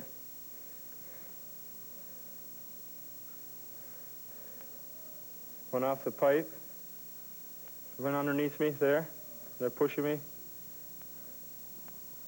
So, you know, you couldn't see it go in. You know, I don't think it ever crossed the line where you could call it, you know, a goal. Where did you feel you had that pinned, John? Well, I just had it underneath me. I don't know exactly where it was. It hit the pipe. What happened, it came across, the guy shot it, went between my legs, it hit the pipe and came back out across the line. And I think that's where it stayed, on the line. Well, that's the way Paul Stewart saw it anyway, so that's the way it did go. It stayed on the line. You know, I don't know how many times you get brought on the post-game shows as the start of the game, but I know in the past with all-out offense, the theme in Minnesota, the goaltenders were left on their own. You've got to be happy that you have a coach like Pierre Paget who is trying to get everybody to play defense. Yeah, it's been working well so far. Everybody's working hard defensively, and it's something, like you say, it hasn't been done in the past, and it is a relief for the goaltenders because a lot of times we were left alone 2-on-1s, 3-on-1s, breakaways, and, you know, they expected us to come up with a big save on all of them, and, you know, sometimes you're going to, sometimes you're not. And in this position, you know, they had some shots tonight, but, you know, there weren't breakaways, and they weren't 2-on-1s. You know, maybe they came out of the corner, but, you know, you're going to be a lot more prepared for a situation like that. Director Mark Quinzel says we have another shot of the disallowed goal. He wants you to see just how close it actually came to going in. Now, you watch yourself get up, and we'll see how close it is. There it is. You can see it was underneath me there. You know, I never touched it, and it was still on the line. Right, just like you called. Yeah. Well, that's 4 victories in a row and 5 straight without a loss, and you guys are playing like you may never lose again, John. This is a nice feeling for a change, eh? Well, we got to keep it on a roll. You know, we had a bad roll for a while there. We couldn't win a game. So now it's nice to have some wins, and we got to keep it going as long as we can. John, thanks for coming on, and again, a tremendous performance. Thank you. John Casey, our guest. Tom? All right, David, and if you eliminate that game where the Bruins scored 8 goals as against the Chicago Blackhawks, maybe dismiss it as some kind of, well, an aberration, they have scored, excluding that one, only 12 goals in the 7 other games going back. Eliminate Chicago, 1.7 goals per game. The Bruins are having big problems scoring. 4-1 Minnesota tonight at Boston Garden. Those final shots on goal figures again. The Bruins had 42, but just 1 goal. The North Stars only 24. I'll be back, and we'll get a look at the game highlights next when Nesson's Bruins Jiffy Lube Instant Replay continues here on your New England Sports Network.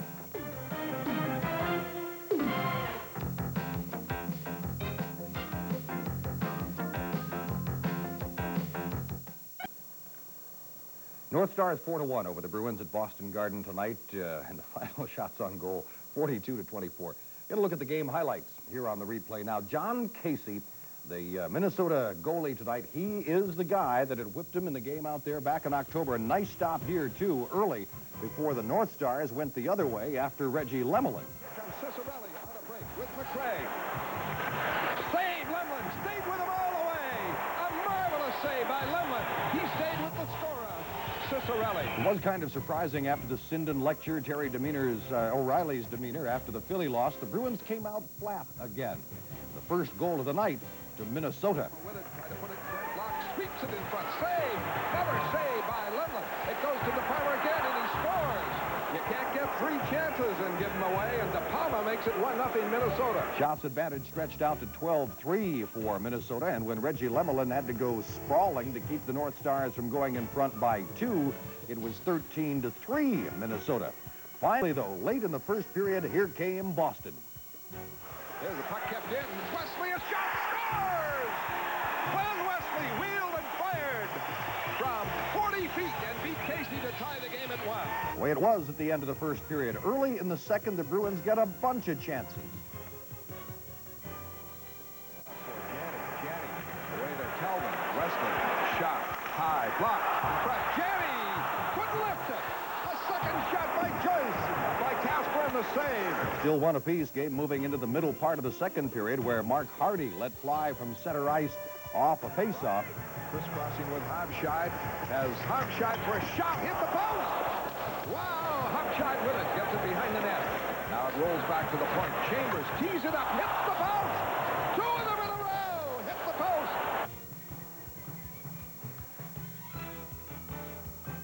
Here is the shot we were talking about a moment ago, the game moving to the middle part. Mark Hardy lets fly from center ice off a faceoff. I mean, if this was basketball, that would be worth 6 points at least. A glum Terry O'Reilly.